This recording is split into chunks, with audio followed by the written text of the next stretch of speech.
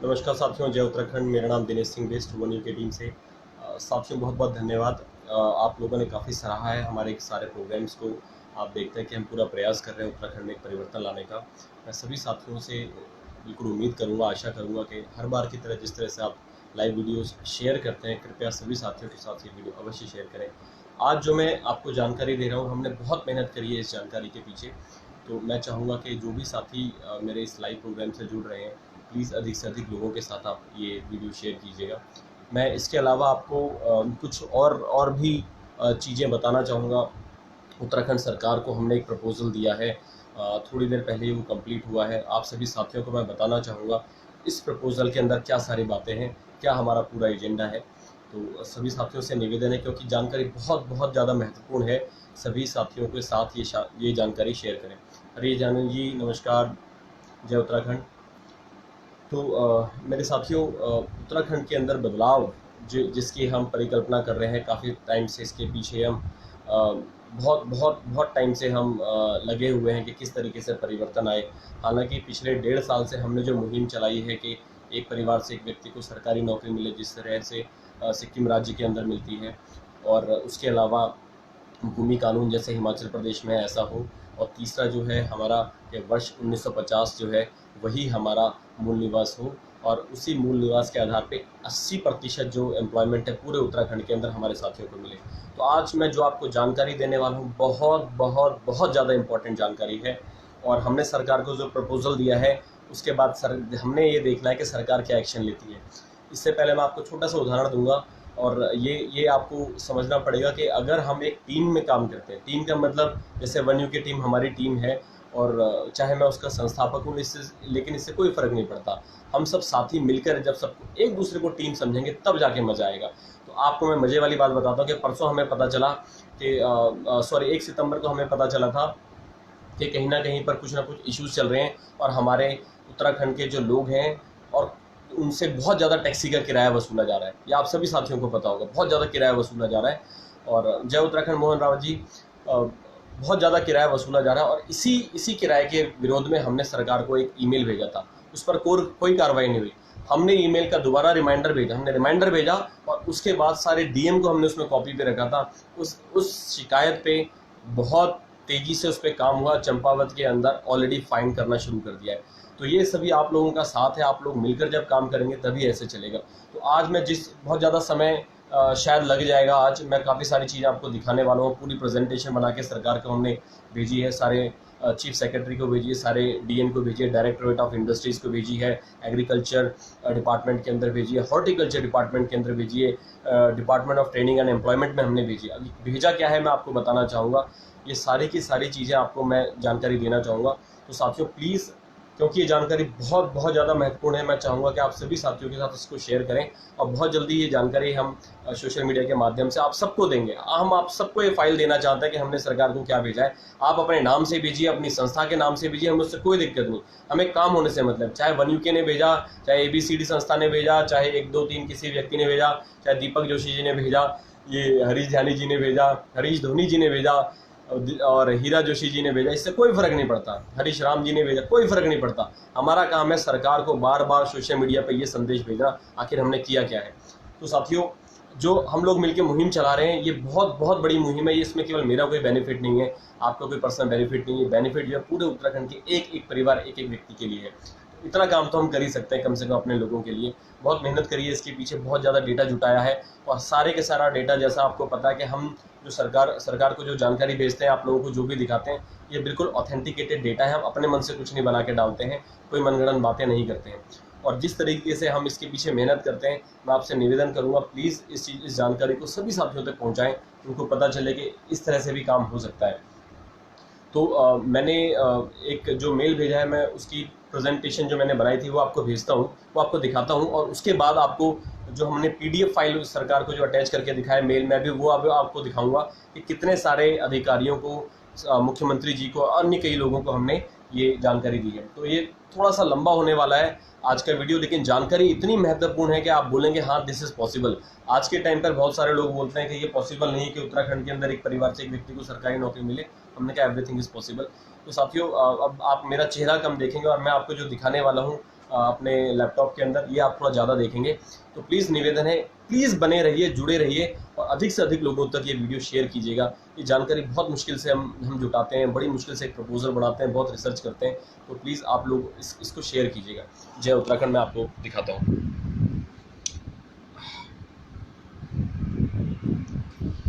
ये देखिए, ये उत्तराखंड सरकार को हमने एक प्रपोजल भेजा है। उत्तराखंड शासन यहाँ पे हमने लिखा है, a proposal to government of Uttarakhand for sustainable social development and to eradicate migration and employment issues in Uttarakhand. ये हमने भेजा है, आज की डेट है संडे 13 सितंबर 2020। साथियों, मैं क्षमा चाहूँगा कि ये हमने इंग्लिश में बनाया है। हिंदी में थोड़ा कठिनाई थी बनाने में और इंग्लिश में बहुत ईजिली हमने बनाया सारे ऑफिसर्स, क्योंकि उत्तराखंड के अंदर जो आईएएस ऑफिसर्स हैं, आईपीएस ऑफिसर्स हैं, कई सारे ऐसे ऑफिसर्स हैं जो उत्तराखंड से बाहर के हैं, या आईआरएस ऑफिसर्स हैं जो हिंदी ठीक से समझते भी नहीं हैं। तो इसलिए हमने ये सारी चीज़ें, क्योंकि एक स्टैंडर्ड लैंग्वेज, ऑफिशियल लैंग्वेज जो चल रही है, उसमें हमने बनाया है। यही प्रपोजल सही समय पर हम अन्य किसी अधिकारी को भी भेज सकते हैं। तो साथियों, मैं आपको दिखाता हूँ, प्लीज़ इसको देखिएगा। तो ये प्रपोजल हमने इस तरह से एक प्रेजेंटेशन बनाई है, मैं आपको अपने लैपटॉप पे दिखा रहा हूँ। और ये प्रेजेंटेशन हमने भेजी है उत्तराखंड सरकार को। किसको भेजी है अभी थोड़ी देर में आपको बताता हूँ। तो आज के इस बैठक का जो एजेंडा है, इस प्रपोजल का जो एजेंडा है वो है, सबसे पहले उत्तराखंड स्टेट का प्रोफाइल क्या है, उत्तराखंड सरकार का प्रोफाइल क्या है, ये हमने सरकार को बताया। जब प्रेजेंटेशन भेजते हैं, प्रेजेंटेशन भेजने का तरीका है, जिन साथियों को नहीं पता है मैं थोड़ा सा उसके बारे में बैकग्राउंड देना चाहूँगा। जब भी आप किसी को प्रेजेंटेशन देते हैं तो हमें पता होना चाहिए प्रेजेंटेशन स्किल्स के अंदर कि जिन लोगों को हम प्रेजेंटेशन दे रहे हैं, हम उनके बारे में कम से कम कुछ जानकारी रखते हैं। तो सबसे पहला पॉइंट है, ये आप कभी भी अपने ऑफिस के अंदर भी बनाएंगे या अपने स्कूल के अंदर, कॉलेजेस के अंदर, आप किसी भी गवर्नमेंट डिपार्टमेंट को भेजेंगे, तो सबसे पहला पॉइंट होना चाहिए कि यू नो दैट ऑर्गेनाइजेशन। तो हमने सरकार का पहला जो हमने पॉइंट डाला है वो डाला है कि स्टेट का प्रोफाइल क्या है, उत्तराखंड सरकार का प्रोफाइल क्या है, ये हमने उसमें डाला है। छोटे उसमें ये बिल्कुल सरकारी डेटा है। उसके बाद हमने बताया बजट के एनालिसिस हमने कुछ किए थे। बजट की हाईलाइट है कि उत्तराखंड सरकार के पास बजट कितना है, इसकी पूरी हाईलाइट पे हमने जानकारी दी है। फिर हमने बताया कि सेंट्रल गवर्नमेंट और उत्तराखंड गवर्नमेंट की स्कीम्स के बहुत शॉर्ट में हमने कुछ चीज़ें हाईलाइट करी, ये भी आपको बताना चाहेंगे। फिर census and migration data of Uttarakhand. Census मतलब जो जनगणना हुई है उसका, और जो माइग्रेशन, जो लोग माइग्रेट होकर गए हैं उनका डेटा हम आपको दिखाना चाहेंगे। ये सब सरकारी वेबसाइट से, हमारा अपने मन का बनाया कोई डेटा नहीं है। Top priority issues in Uttarakhand के अंदर टॉप प्रायोरिटी इश्यूज है। हज़ारों लाखों इश्यूज हो सकते हैं, लेकिन जो टॉप प्रायोरिटी आज के टाइम पर वो क्या है, उसका हमने किया है। और उसके बाद जो हमने प्रपोजल दिया है वो आपको दिखाता हूँ। आप सभी साथी बिल्कुल गौर से देखिएगा। मुझे पता नहीं कि आपको ठीक से नज़र आएगा कि नहीं, मैं पूरा प्रयास कर रहा हूँ कि आपको ठीक से मैं दिखा पाऊँ। तो ये पूरा एजेंडा हमने बनाई, सारी की सारी फाइल आपको मिल सकती है। आप मुझे मेरे नंबर पे व्हाट्सएप भेज सकते हैं। जो भी साथी को ये फाइल चाहिए, आप मेरे व्हाट्सएप नंबर पे मुझसे फाइल मांग सकते हैं। मैं PDF फॉर्मेट आपको भेज दूंगा। मेरा नंबर है 95 52 51 58 57 9552515857। इस नंबर पे आप ये मुझसे फाइल मांग सकते हैं। मैं आपको ये फाइल भेज सकता हूँ कि हमने सरकार को क्या भेजा है। तो साथियों, मैं अब आपको दिखाना शुरू करूँगा। एजेंडे के बाद सबसे पहले हमने क्या किया, उत्तराखंड। अब ये दिखने को काफ़ी सारा कंटेंट है, लेकिन मैं आपको एक एक चीज़ बताना चाहूँगा कि introduction to Uttarakhand state profile. ये स्टेट प्रोफाइल जो है, हमने हर स्लाइड के बॉटम में हमने सोर्स लिखा है। ये सोर्स क्या है, तो इसका जो सोर्स है ये uk.gov.in, ये उत्तराखंड सरकार की वेबसाइट से हमने लिया है। ये हमने अपने मन से नहीं लिया है, ये उत्तराखंड से है। मैं इस पर अगर क्लिक करता हूँ तो उत्तराखंड सरकार की वेबसाइट खुलेगी। इस वेबसाइट से हमने डेटा उठाया है। तो हमारी कोई सी भी जो जानकारी है, सारी की सारी ऑथेंटिक जानकारी है, और यहाँ से हमने सारा डेटा उठाया। जो भी आपको इस वेबसाइट पे दिख रहा है, ये सारा स्टेट प्रोफाइल का हमने डेटा उठाया, और यही डेटा हम आप लोगों को दिखा रहे हैं। तो इस डेटा में क्या है, बहुत इंपॉर्टेंट चीज़ आपको बताना चाहूँगा। इसमें बहुत सारी चीज़ें मैं जल्दी आपको बताना चाहूँगा, क्योंकि सारे लोगों ने वेबसाइट नहीं देखी होगी, लेकिन ये जानकारी बहुत महत्वपूर्ण है। उन्होंने बोला कि उत्तराखंड जो अलग राज्य बना, ये 27वां भारत का राज्य था। 9 नवंबर सन 2000 को बना और उत्तर प्रदेश से अलग होकर बना। दूसरा, ये इसमें कुछ एडमिट कर रखा है उत्तराखंड सरकार ने, तो हम वो आपको बताना चाह रहे हैं, क्योंकि आगे आने वाले स्लाइड के अंदर, प्रपोजल के अंदर चीज़ आने वाली है। उत्तराखंड सरकार ने बोला कि इट इज़ लार्जली अ हिली स्टेट। वो उत्तराखंड सरकार खुद कहती है कि उत्तराखंड जो है लार्जली हिली स्टेट है, और इसकी बाउंड्रीज जो हैं इंटरनेशनल, वो चाइना जो तिब्बत के अंधीन है उसके साथ लगती है, और नेपाल के साथ लगती है ईस्ट में। नॉर्थ ईस्ट में हिमाचल प्रदेश है और साउथ के अंदर उत्तर प्रदेश है। ये उत्तराखंड सरकार खुद धीरे धीरे बता रही है अपने बारे में, और ये सारी चीज़ अभी थोड़ी सी आगे आने वाली है। It is rich in natural resources specially water and forest. सरकार खुद कह रही है कि वाटर एंड फॉरेस्ट के अंदर ये बहुत रिच स्टेट है, with many glaciers, reverse, dense forest. तो इस सरकार कहते हैं कि हमारे पास मतलब फॉरेस्ट है और पानी बहुतायत है। ये आने वाला है आगे प्रपोजल में, आप सब साथियों को बताना चाहूँगा। 4 धाम, the 4 most sacred Hindu temples of Badrinath, Kedarnath, Gangotri and Yamunotri are in Uttarakhand. तो ये सारी चीज़ें उत्तराखंड के अंदर है, रिलीजियस टूरिज्म उत्तराखंड के अंदर है, और इस सरकार की वेबसाइट पे लिखा है इट्स ट्रूली गॉड्स लैंड। ये सरकार कह रही है, उत्तराखंड सरकार कह रही है कि ये देवभूमि है, ये गॉड की भूमि है, ये हमारे भगवान की भूमि है, देवभूमि है। ये सरकार कह रही है, सरकार की वेबसाइट से डेटा निकाला है। तो आज के टाइम पे क्यों ऐसा हो रहा है कि बहुत सारे विधर्मी लोग उत्तराखंड में घुस रहे हैं? ये जिम्मेदारी किसकी बनती है? जब आप खुद एक्सेप्ट करते हो कि उत्तराखंड जो है लैंड ऑफ गॉड है, तो वहाँ पे क्यों आप विधर्मियों को आने का मौका दे रहे हैं? क्यों जमीन का कम भूमि का कानून ऐसा सरकार ने बना दिया? फिर इसके बाद बोलते हैं Dehradun is the capital of Uttarakhand, it is known for the scenic. तो देहरादून को कैपिटल बनाया गया है, सरकार ने खुद ही लिखा हुआ है। अब इसके बाद जो पॉइंट होता है, it is blessed with a rare biodiversity inter alia 175 rare species. 175 rare species है एरोमेटिक एंड मेडिसिनल प्लांट की, दवाइयों की और ब्यूटी प्रोडक्ट्स की जो भी हैं, जो प्लांट होते हैं, 175 रेयर स्पीसीज हमारे उत्तराखंड के अंदर मिलती हैं। ये पॉइंट भी आगे आने वाला है मेरी प्रेजेंटेशन के अंदर।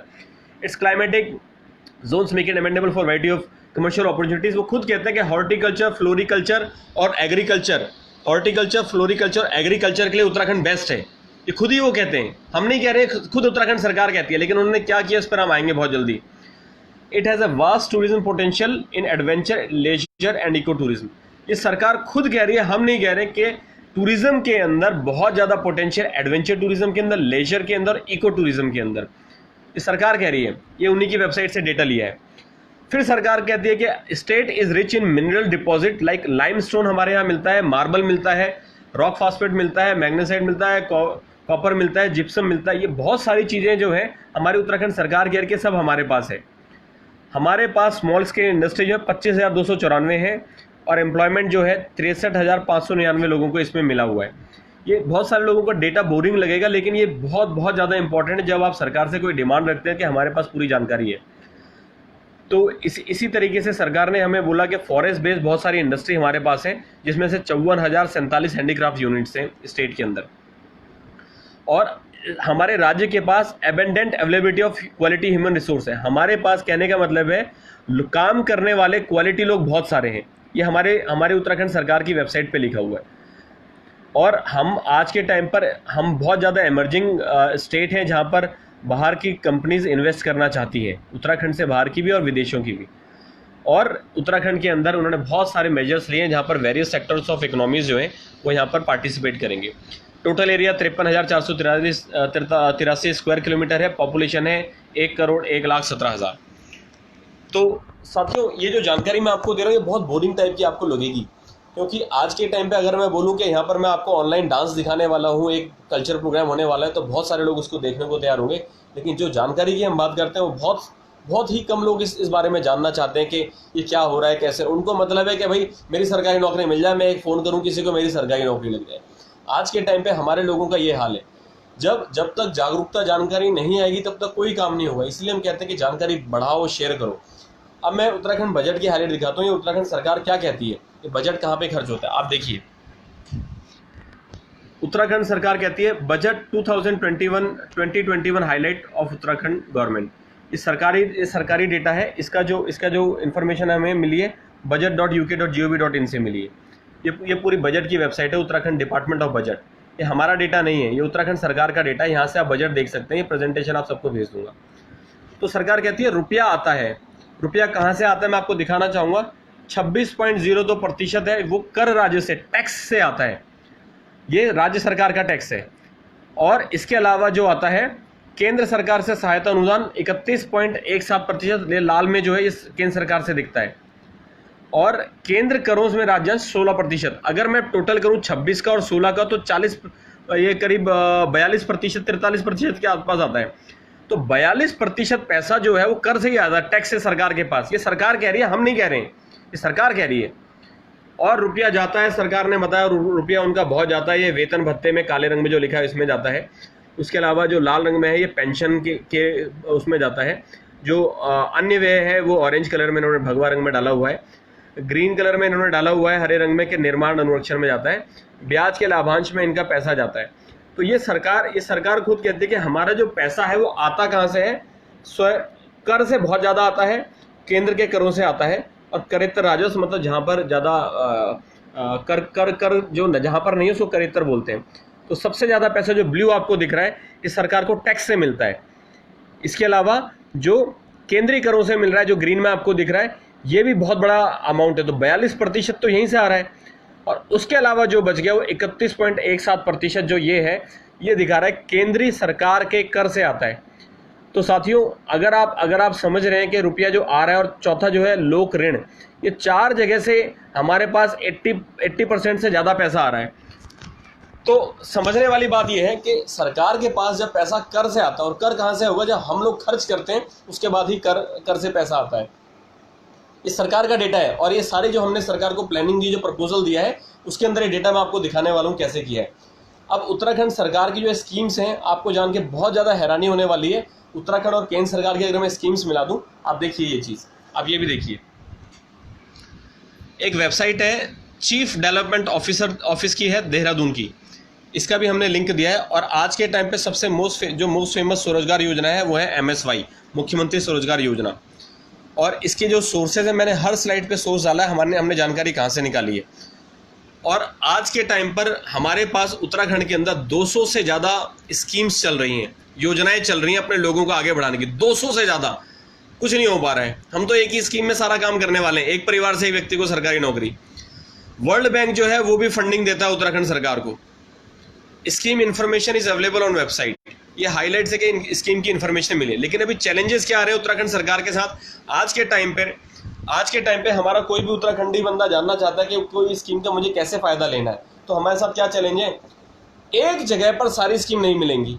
हम चाहते हैं उत्तराखंड सरकार एक पेज पर एक सारी जगह स्कीम डाल दे। हमने सरकार को सजेशन दिया है, सोल्यूशन दिया है कि एक पेज पर सारी स्कीम मिल जाए। हम वो लिंक जिसके साथ भी शेयर करना है, 200-300 जितनी भी योजनाएं सारी एक पेज पर सरकार बना ले, वो लिंक हमें दे दे और वो हम पूरी उत्तराखंड की जनता में पहुंचा देंगे। अब आपको मछली पालन करना है, बकरी पालन करना है, मशरूम करना है, ये करना है, वो अलावा डिगना, सारा का सारा एक पेज पे मिल जाए, ये हम चाहते हैं। और तो अभी आज के टाइम पे सरकार ने वेबसाइट बहुत सारी बनाई है, हर डिपार्टमेंट की वेबसाइट बनी है, हर डायरेक्टरेट की वेबसाइट बनी हुई है, लेकिन कहीं भी आपको पूरी जानकारी नहीं मिलेगी। तो इसलिए हमने कहा कि एक सिंगल पेज ऑफ इन्फॉर्मेशन हो जहां पर ये सारी चीजें मिले। इस सरकार को ऑलरेडी प्रपोजल दे चुके हैं। तो ये बहुत डिफिकल्ट है, हमने सरकार को बोले बहुत ज़्यादा डिफिकल्ट हो चुका है कि सरकारी स्कीम्स हम जो भी चाहते हैं या हमें जानकारी ढूंढने में हालत ख़राब हो जाती है। हमें बार बार BDO के पास जाना पड़ता है। हम खाली जानकारी जुटाने के लिए BDO के पास क्यों जाएं, हम बार बार ये DM ऑफिस क्यों जाएं। तो ये प्रपोजल हमने सरकार को दिया। तो हमें पता है डिफिकल्टीज कहाँ पर है, उसका सोल्यूशन दे रहे हैं। परेशानी सब बोलते हैं इसमें ये नहीं है, इसमें वो नहीं है, इसमें हम सरकार को बता रहे हैं तुम्हें करना कैसे है। मानना ना मानना सरकार के ऊपर है, लेकिन हम बताने का पूरा प्रयास कर रहे हैं। तो मैंने जो बताया आपको, हमने पहले उनको सजेशन दिया। जो चैलेंजेस ये हैं कि सरकार के पास के अलग अलग वेबसाइट 50 वेबसाइट बना दी और उसकी जानकारी किसी को कहीं से नहीं मिल रही, कोई ठीक से लिंक नहीं मिल रहा है।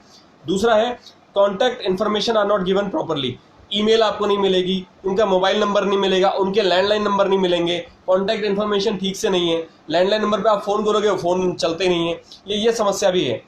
उसके बाद एडिक्वेट स्टाफ नहीं है। अगर हमें चाहिए कॉल सेंटर पे वहाँ पे उनके लोग बैठ के काम करें, कुछ कार्य करें, हम किससे बात करें, वो बोलते हैं हमारे पास लोग ही नहीं है। अरे आपने लोग हायर ही नहीं किए तो लोग कहाँ से मिलेंगे। एक सेंट्रलाइज, जैसे अभी कोरोना के टाइम पे एक सेंट्रलाइज उन्होंने कंट्रोल सेंटर बनाया था, तो इसी तरीके से हम चाहते हैं उत्तराखंड के अंदर एक सेंट्रलाइज इंफॉर्मेशन सेंटर बन जाए।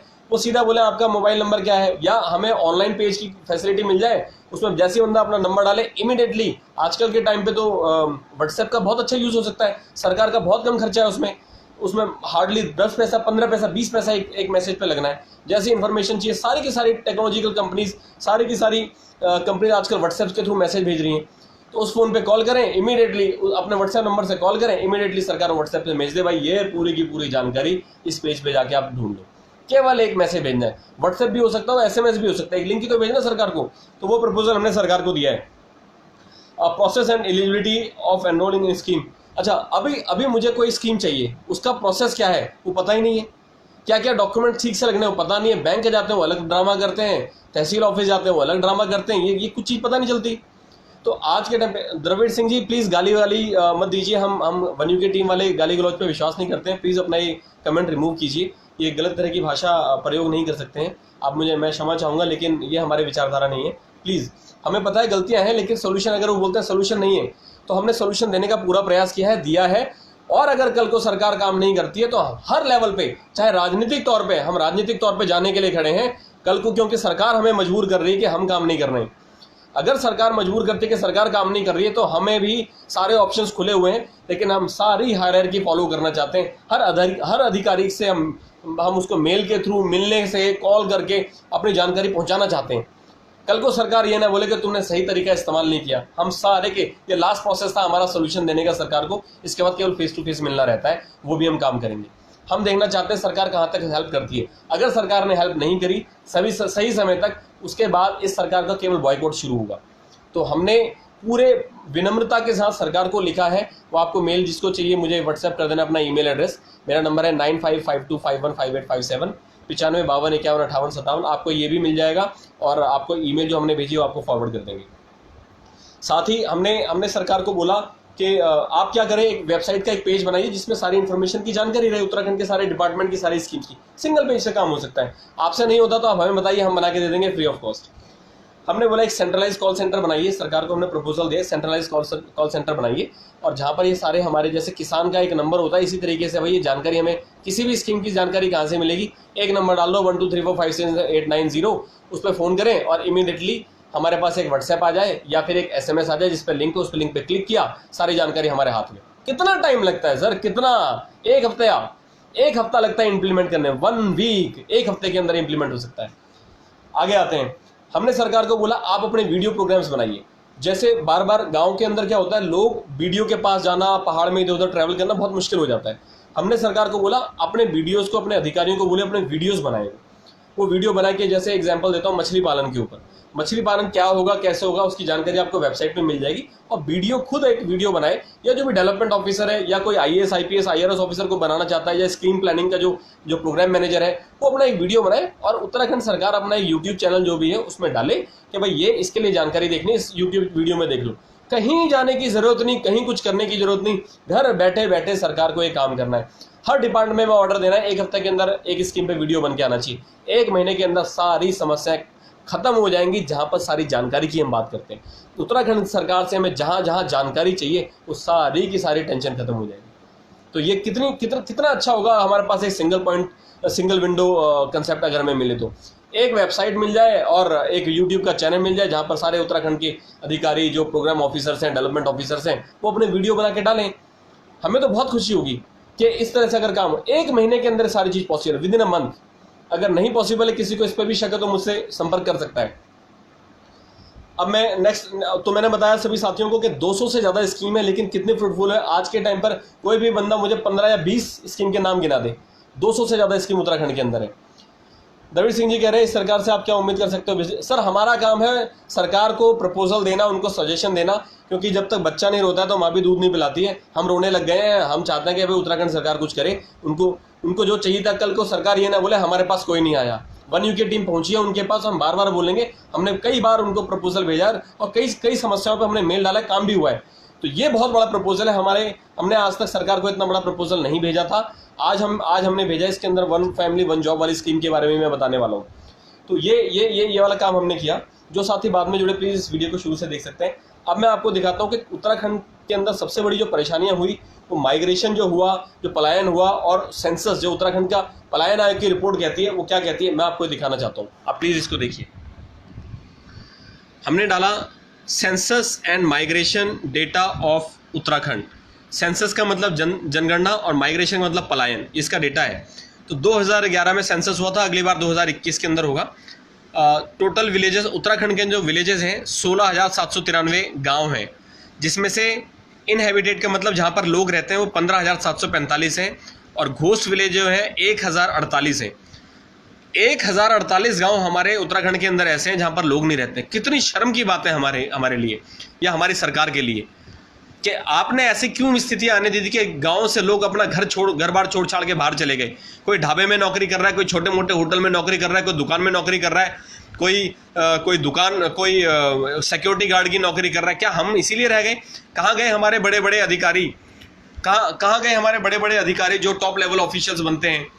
आज वो मंगेश घिल्डियाल जी को भी उनकी न्यूज़ आई कि उनको कल रात को आई थी शायद, उनको पीएमओ के अंदर पद दे दिया। अच्छे काम करने वाले बंदों को तो आप उठा ले रहे हो, क्योंकि उनको पता है ये यहाँ पर रहेंगे तो उत्तराखंड का डेवलपमेंट हो जाएगा। अब मंगेश घिल्डियाल जैसे डीएम जो है, इससे पहले दीपक रावत जो हरिद्वार के थे डीएम थे, उनके प्रमोशन के नाम पर उनको अपने डेवलपमेंट काम से हटा दिया जहां उत्तराखंड का डेवलपमेंट हो जाता। ऐसी तो हमारे ये सब बहकाने वाली बातें। हम खुश हो रहे हैं कि उनको प्रमोशन मिल रहा है, बहुत अच्छी बात है, प्रमोशन मिल रहा है, लेकिन आप ये सोचिए जिस जगह वो काम कर रहे थे उस जगह से उनको हटा दिया गया, जहां पे अपने लोगों के लिए, अपने क्षेत्र के लिए काम कर रहे थे। क्यों?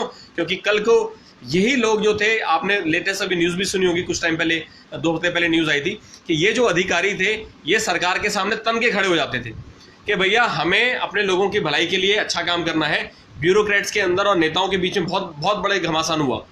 तो ये ऐसे कुछ जो अधिकारी हैं, मंगेश घिल्डियाल जी जैसे और दीपक रावत जैसे, ये लोग चाहते हैं कि उत्तराखंड के डेवलपमेंट हो, यहाँ से करप्शन खत्म हो, लेकिन सरकार खत्म ही नहीं होने दे रही है। इनको प्रमोशन के नाम पे ऐसी जगह फेंक देती है उठा के जहाँ पे कोई सुनवाई नहीं है। उनको डिपार्टमेंट ही ऐसे दिया जाता है जहाँ पे जनता की भलाई नहीं कर पाए। रिकॉर्ड रूम में भेज देंगे, फाइलें घुमाते रहो बस। पीएमओ के नाम पर पता नहीं कहाँ भेज दिया। हमारे इतने अच्छे जो हमारे अधिकारी थे, कैसे बदलाव आएगा? दिखाता हूं मैं आपको, ये देखिए, ये जो मैं आपको डेटा दिखा रहा हूं, ये डेटा है हमारी पलायन आयोग की, उत्तराखंड सरकार की पलायन आयोग की रिपोर्ट से। मैं लास्ट टाइम भी दिखाया था। आजीविका जो है 50.16% रोजगार की समस्या की वजह से पलायन हुआ है। चिकित्सा सुविधा 8.83% और शिक्षा की सुविधा 15.21%। ये सरकारी डेटा है, हमारा डेटा नहीं है। और परिवार और सगे संबंधियों को देखा देखी में 2.5% लोगों ने, 2.5% कोई छोटा नंबर नहीं है। 100 में से 2.5% लोग अगर जाते हैं तो आप सोचिए बहुत बड़ा नंबर है। ये अकेले ये जो चीजें हैं, 4 चीजें अकेले 76.72%।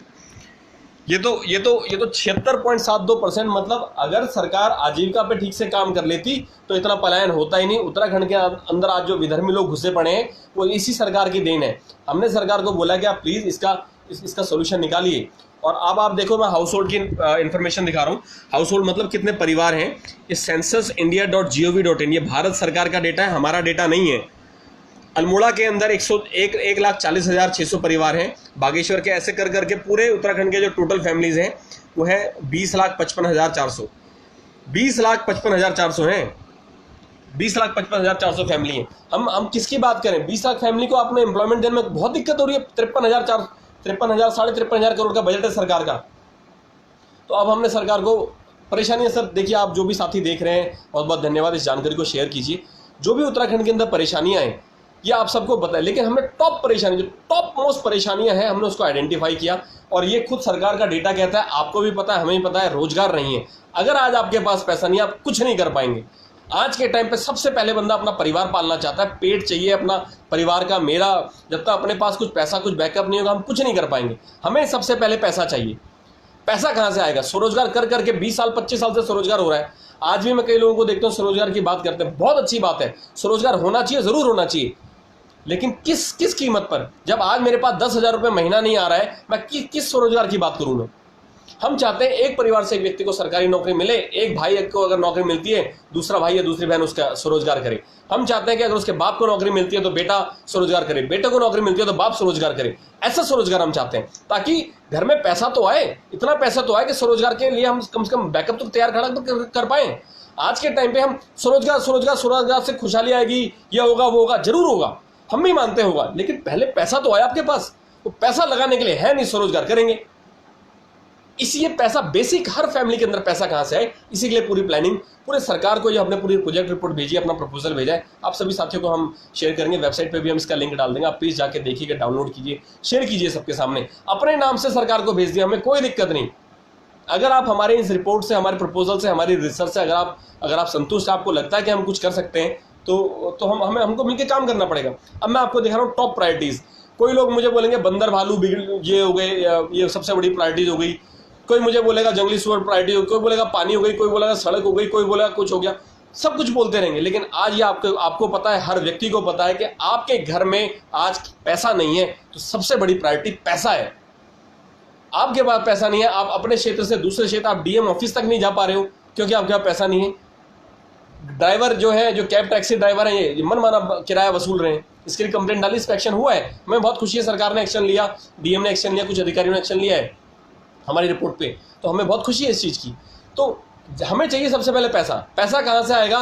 सरकार बोलती है बजट नहीं है। मैंने सरकार को प्रपोजल भेजा है, हमारी पूरी टीम ने बहुत रिसर्च करी, बातें करी, आप लोगों का बहुत साथ मिला है, और ये प्रपोजल अब मैं आपको दिखाने वाला हूँ। पहले टॉप प्रायोरिटीज आपको दिखाता हूँ। Top priority issues in Uttarakhand, हमने बहुत ज़्यादा लिस्ट नहीं किए। अनएम्प्लॉयमेंट, जो बेरोजगारी की समस्या सबसे ज़्यादा है, किसी के पास पैसा नहीं है, किसी के पास रोजगार नहीं है, रोजगार होगा तो पैसा बना पाएगा। करप्शन है, भ्रष्टाचार, लैक ऑफ क्वालिटी एजुकेशन, जो सरकार ने, मैंने पिछली स्लाइड पे भी दिखाया था, ये खुद कहती है कि 15.21% पलायन जो है ये अच्छी शिक्षा ना मिलने की वजह से हुआ है। लैक ऑफ हेल्थ सर्विसेज, हमारे पास स्वास्थ्य सेवाएं अच्छी नहीं है, इसकी वजह से पलायन हो गया। Unfriendly land laws not protecting the rights of local people in like in Himachal Pradesh, जैसे हिमाचल प्रदेश के अंदर जो लॉ है भूमि को प्रोटेक्ट करने का। सर आप लोग बताइए, मेरे साथियों आप लोग बताइए, मेरे पास आज जमीन ही नहीं है, मेरे पास रहने के लिए जमीन नहीं है, मैं उत्तराखंड का हूँ, क्या फायदा? आज मैं कुछ करना भी चाहता हूँ, उसके लिए जमीन चाहिए, मेरे पास जमीन ही नहीं है। क्यों? क्योंकि सरकार ने कानून ही ऐसा बना दिया कि भैया आपके पास अब जो जमीन होगी चाहे नहीं होगी उससे कोई फर्क नहीं पड़ता, बाहर का कोई भी व्यक्ति आके जितना मर्जी जमीन खरीद ले। वैसे ही पलायन हो रहा है, बंदा सोचता है मैं तो जमीन में कुछ करना नहीं है यार, छोड़ो साले को, बेच दो। विधर्मी पैदा हो गए हमारे उत्तराखंड के अंदर, पता नहीं कहाँ से कैसे लोग घुस गए। कौन लाएगा बदलाव? हमने प्रयास किया है, सरकार को हम पूरा प्रपोजल दे रहे हैं। आगे मैं बताऊँ, पुअर बेसिक इंफ्रास्ट्रक्चर, हमने वो सारी चीज़ डाली है सरकार को। बहुत ही पुअर इंफ्रास्ट्रक्चर हमारे उत्तराखंड के रहे, रोड, वाटर, इलेक्ट्रिसिटी, बहुत सारी समस्याएं हैं। एनवायरमेंट रिलेटेड इश्यूज खड़े हो गए, किस वजह से? जंगल माफिया आ गए हैं, ये इलीगल माइनिंग हो रही है, रिवर्स का, ये सब बहुत बड़ा प्राकृतिक जो आपदाएं आती हैं उसकी वजह से बहुत दिक्कत हुई। क्यों? क्योंकि जंगल काटोगे तो प्राकृतिक आपदाएं आएंगी, माइनिंग करें, illegal mining. Unbalance execution of policies, tourism, mining, agriculture etcetera. हमारी सरकार के पास एग्जीक्यूशन, प्लानिंग तो उन्होंने बना ली, लेकिन उनको ये नहीं पता एग्जीक्यूट कैसे करना है, उनको पता नहीं है। हमने सरकार को प्रपोजल दिया है, हमने उनको बताया कि कैसे एग्जीक्यूट करना है, तो आपको दिखाने वाला हूं। तो अनबैलेंस एग्जीक्यूशन, कहीं पर ज्यादा कहीं पर कम हो गया, बीच में पैसे खा लिए, कुछ संस्थाओं ने पैसे खा लिए, कुछ सरकारी नेताओं ने पैसे खा लिए, कुछ अधिकारियों ने पैसे खा लिए, हो गया काम। यह अनबैलेंस एग्जीक्यूशन है, ये बैलेंस नहीं हो पा रहा है काम। तो ये चाहे किसी भी सेक्टर में लो, आप कृषि की बात करो, आप टूरिज्म की बात करो, सब जगह यही चल रहा है। क्यों? क्योंकि प्लानिंग जो हो रही है पैसा खाने के लिए हो रही है, वो अपने लोगों के लिए नहीं हो रही है। लेकिन सरकार को चेतावनी भी है, हमने प्रपोजल दिए, रिक्वेस्ट है, सरकार को चेतावनी भी है, अगर इस पर काम नहीं होगा तो अगर हमें राजनीति में कूदना पड़ेगा। हमने तो पहले से बोला कि हमें कोई परहेज नहीं है, फिर सरकार ये ना बोले कि आज के टाइम पे युवा किस मोड पे आ गया और हो सकता है कल को उग्र रूप भी धारण कर ले। तो हम नहीं चाहते कहीं कोई लड़ाई झगड़ा इस तरह का कोई काम हो। In short, the development of Uttarakhand is not stable since Uttarakhand came into existence in 2000 and there is immediate need of solid policy planning and execution. 2000 से जब तक उत्तराखंड राज्य बना तब से लेके अब तक हमें कोई सॉलिड और बैलेंस प्लानिंग मिली नहीं है। आज के टाइम पे हमारी जो रिक्वायरमेंट है, हमने उनको बोला है कि हमें सॉलिड प्लानिंग चाहिए और एग्जीक्यूशन चाहिए। आपके पास नहीं है तो हमने आपको प्रपोज किया है। हमें सरकारी अधिकारियों में पूरा विश्वास है, हमें पूरा विश्वास है हमारे उत्तराखंड के जो अधिकारी हैं, चाहे आईएएस ऑफिसर हैं, आईपीएस ऑफिसर हैं, आईआरएस ऑफिसर हैं, आईएफएस ऑफिसर्स हैं, हमें सब पर विश्वास से काम कर सकते हैं। लेकिन प्लानिंग सॉलिड होनी चाहिए, एग्जीक्यूशन तरीका हो, तब जाके आप हमारा प्रयास, जो हमारा विश्वास है उसको जीत पाएंगे। और लास्ट में हमने बोला है कि हम केवल अभी 2 प्रायोरिटी इशू पर फोकस कर रहे हैं। पहला अनएम्प्लॉयमेंट जो है, बेरोजगारी, एक परिवार से एक व्यक्ति को सरकारी नौकरी मिले, और दूसरा जो है हमने करप्शन पे फोकस किया है, जो सबसे बड़ा इशू है। ये 2 इश्यूज हमने आइडेंटिफाई किया, अपना प्रपोजल दिया सरकार को। अगर हमारे लोगों के पास पैसा होगा, लोग वापस उत्तराखंड में पहुंचेंगे। जो लोग 15-20, 10-12, 15-20 हज़ार रुपये की नौकरी उत्तराखंड से बाहर आके कर रहे हैं, उनको 10,000 रुपये महीने उनको मिले, ये प्रपोजल हमने सरकार को दिया है। हर परिवार से एक व्यक्ति को जो सरकारी नौकरी की हम बात करें, एक्चुअली वेलफेयर स्कीम है। सिक्किम के एक आईएएस ऑफिसर से भी मेरी बात हुई थी, काफ़ी लोगों ने उसको सुना भी होगा। तो हम चाहते हैं कि ये सरकार कम से कम, हमने जो प्रपोजल दिया 10,000 रुपये एक परिवार से एक व्यक्ति को नौकरी मिले। नौकरी कहाँ मिलेगी? सरकार कल को ये ना बोल दे अरे ऐसे थोड़ा ना होता है, हमारे पास बजट नहीं है, ये नहीं है, वो नहीं है। हमने सरकार को बताया है, और थोड़ी देर पहले आपको जो मैंने दिखा था पैसा कहाँ से आता है, जो लोग हम खर्च करेंगे वहीं से सरकार को 40% पैसा वापस मिल जाता है। ये सब हमने किया है। मैं आपको अगली स्लाइड दिखाता हूँ, हमने जो प्रपोजल दिया है। 1 UK teams proposal to government of Uttarakhand. Uttarakhand सरकार को हमने क्या प्रपोजल दिया? For sustainable social development. वो ऐसा डेवलपमेंट जो हमेशा सस्टेन करके रहे, वो हमेशा रहे वहाँ पर उत्तराखंड के अंदर। हमने ये प्रपोजल दिया है। तो मैं आपको दिखाता हूँ पहली slide. Analysis and calculation for proposed employment scheme, one family one job, ये हमने सरकार को प्रपोजल दिया। वन फैमिली वन जॉब, ये ऑलरेडी जो सिक्किम के अंदर चल रही है, इसके हमने पूरे एनालिसिस किए हैं और इसका हमने पूरी कैलकुलेशन बताई है सरकार को कि वन फैमिली वन जॉब जो है कैसे हुआ। तो एनालिसिस हमने वही बताया कि कितनी फैमिलीज़ हैं, और इसको हमने हाईलाइट कर दिया। जो मेन हमारे 10 पहाड़ी ज़िले हैं, इसको हमने हाईलाइट कर दिया। अल्मोड़ा, बागेश्वर, चमोली, चंपावत, टेहरी, पौड़ी, उत्तरकाशी, नैनीताल, पिथौरागढ़, रुद्रप्रयाग। देहरादून को हमने अलग कैटेगरी में रखा है क्योंकि देहरादून कैपिटल है, वहाँ पे ऑलरेडी बहुत अच्छा बिजनेस है। फिर भी हम आते हैं और टोटल फैमिली हमने बताई 20,55,400। ये 2011 का सेंसस का डेटा है। आप देखेंगे हमने एक प्रपोजल और दिया है, reserve 80% employment for the domicile residents with the base year 1950 in place of 2000। हमने सरकार को प्रपोजल दिया है और हमने सरकार से रिक्वेस्ट करी है कि 80% जो, जैसे 75% आरक्षण जो है आंध्रा के अंदर है अपने लोकल लोगों के लिए जो यहाँ के मूल निवासी हैं, इसी तरीके से हम चाहते हैं कि हमारे 80% जो किसी की भी कंपनी हो, सरकारी हो गैर सरकारी हो, सारी जगह 80% हमारे जो पहाड़ी उत्तराखंडी लोग हैं, जो मेन उत्तराखंडी लोग हैं, 1950 वाले मूल निवासी, ये 2000 नहीं चलेगा। सारे पूरे इंडिया के अंदर सन 2000 मूल निवास कर रखा है, लेकिन हम जिन्होंने उत्तराखंड का आंदोलन लड़ा, जो पहाड़ी लोग, हमारे दादा परदादा, पापा मम्मी, इन सब लोगों ने लड़ा, आप सबके भी माता पिताओं ने लड़ा होगा। तो हम चाहते हैं इनके परिवार और जो हम उनके वंशज हैं, हम लोगों को ये मिले, क्योंकि हम मूल निवासी हैं। ये 2000 में जो आए, उसके बीच में तो सन 1950 से लेकर 2000 के बीच में तो लाखों लोग बाहर के, खासकर विधर्मी लोग घुस गए। क्या होगा? ऐसे लोगों को रोजगार देंगे? आज भी आप उत्तराखंड ट्रांसपोर्ट कॉर्पोरेशन के अंदर देख लीजिए, मात्र 12 से 15% जो नौकरी मिली है वो हमारे उत्तराखंडी जो पहाड़ी लोग हैं उनको मिली है। तो हम ये सब बदलना चाहते हैं और सरकार को इसलिए हमने प्रपोजल दिया। कल को सरकार ना बोले कि हमारे पास कोई नहीं आया। हम ये बताना चाहते हैं कि आप लोगों को भी बताना चाहते हैं, आप भी इसको शेयर कीजिएगा, और सरकार को भी बताना चाहते हैं हमने आपको प्रपोजल दिया है, और कल को अगर सरकार ने मना कर दिया तो हम भी सरकार के अगेंस्ट खड़े होने को तैयार हैं। आज हम सरकार के साथ खड़े होने को तैयार हैं, कल को सरकार ने बातें नहीं मानी, सरकार के अगेंस्ट खड़े होने को तैयार हैं। आज हम उनके साथ खड़े होने की बात कर रहे हैं। आप सरकार अगर कहती है कि भाई हम ऐसा नहीं कर सकते, तो हमने बताया आप ऐसा कर सकते हो। अब आपको दिखाता हूँ data. One family one job का हमने एनालिसिस किया। हमने बोला कि 10 लाख फैमिली जो है वो हिल रीजन के अंदर रहती है। डेटा सरकारी डेटा है सेंसस का, censusindia.gov.in। 10 लाख फैमिली हिल रीजन में उत्तराखंड में रहती हैं। ये रेड से हाईलाइट किया है, इन रेड ये लिखा हुआ है। Due to adverse geographical conditions, people of hill region don't have employment opportunities available around their villages. जो भी लोग उत्तराखंड के जो पहाड़ी क्षेत्र में रहते हैं, वहाँ पर कंडीशन बहुत एडवर्स है। वो मुश्किल परिस्थितियाँ हैं, वहाँ पर रोजगार पाना आसान नहीं है, वहाँ पर कोई बिजनेस करना आसान नहीं है। वो बहुत मुश्किल सिचुएशंस हैं, और लोगों को अपने गांव से अगर एम्प्लॉयमेंट के लिए रोज मेरे को अल्मोड़ा से लेकर देहरादून जाना पड़े तो कैसे चलेगा। तो हमने जो सरकार को प्रपोजल दिया, उस प्रपोजल के अंदर जो नौकरी मिलेगी अपने गांव के क्षेत्र में ही मिल जाएगी, ऐसा हमने प्रपोजल दिया। तो हमने उनको बताया, और करीब 1.25 करोड़ की जो आबादी है, ये भी हमने लिखा हुआ, 1.25 करोड़ की जो आबादी है वो उत्तराखंड से बाहर रह रही है आज के टाइम पर। मनरेगा स्कीम, जो मनरेगा स्कीम की बात हो रही है, अब मनरेगा स्कीम के बारे में हमने लिखा है, और इस स्कीम का एक लिंक भी हमने दिया है। आप देखोगे CDO, मैंने आपको पहले भी बताया था, CDO.doon.gov.in, ये सरकारी वेबसाइट है, इसका हमने लिंक भी दिया है। आप सबको ये डॉक्यूमेंट भेज देंगे हम। MNREGA scheme has negligible impact on curbing unemployment and on the livelihood of people. तो मनरेगा से कोई फर्क ही नहीं पड़ा। कितना फर्क पड़ा? वो लोग आज तक वैसे ही है, केवल दिखाने के लिए स्कीम चालू कर दी है। इससे बढ़िया जो बजट आपको मनरेगा का मिल रहा है, वो बजट अपना one family one job scheme में डाल दो।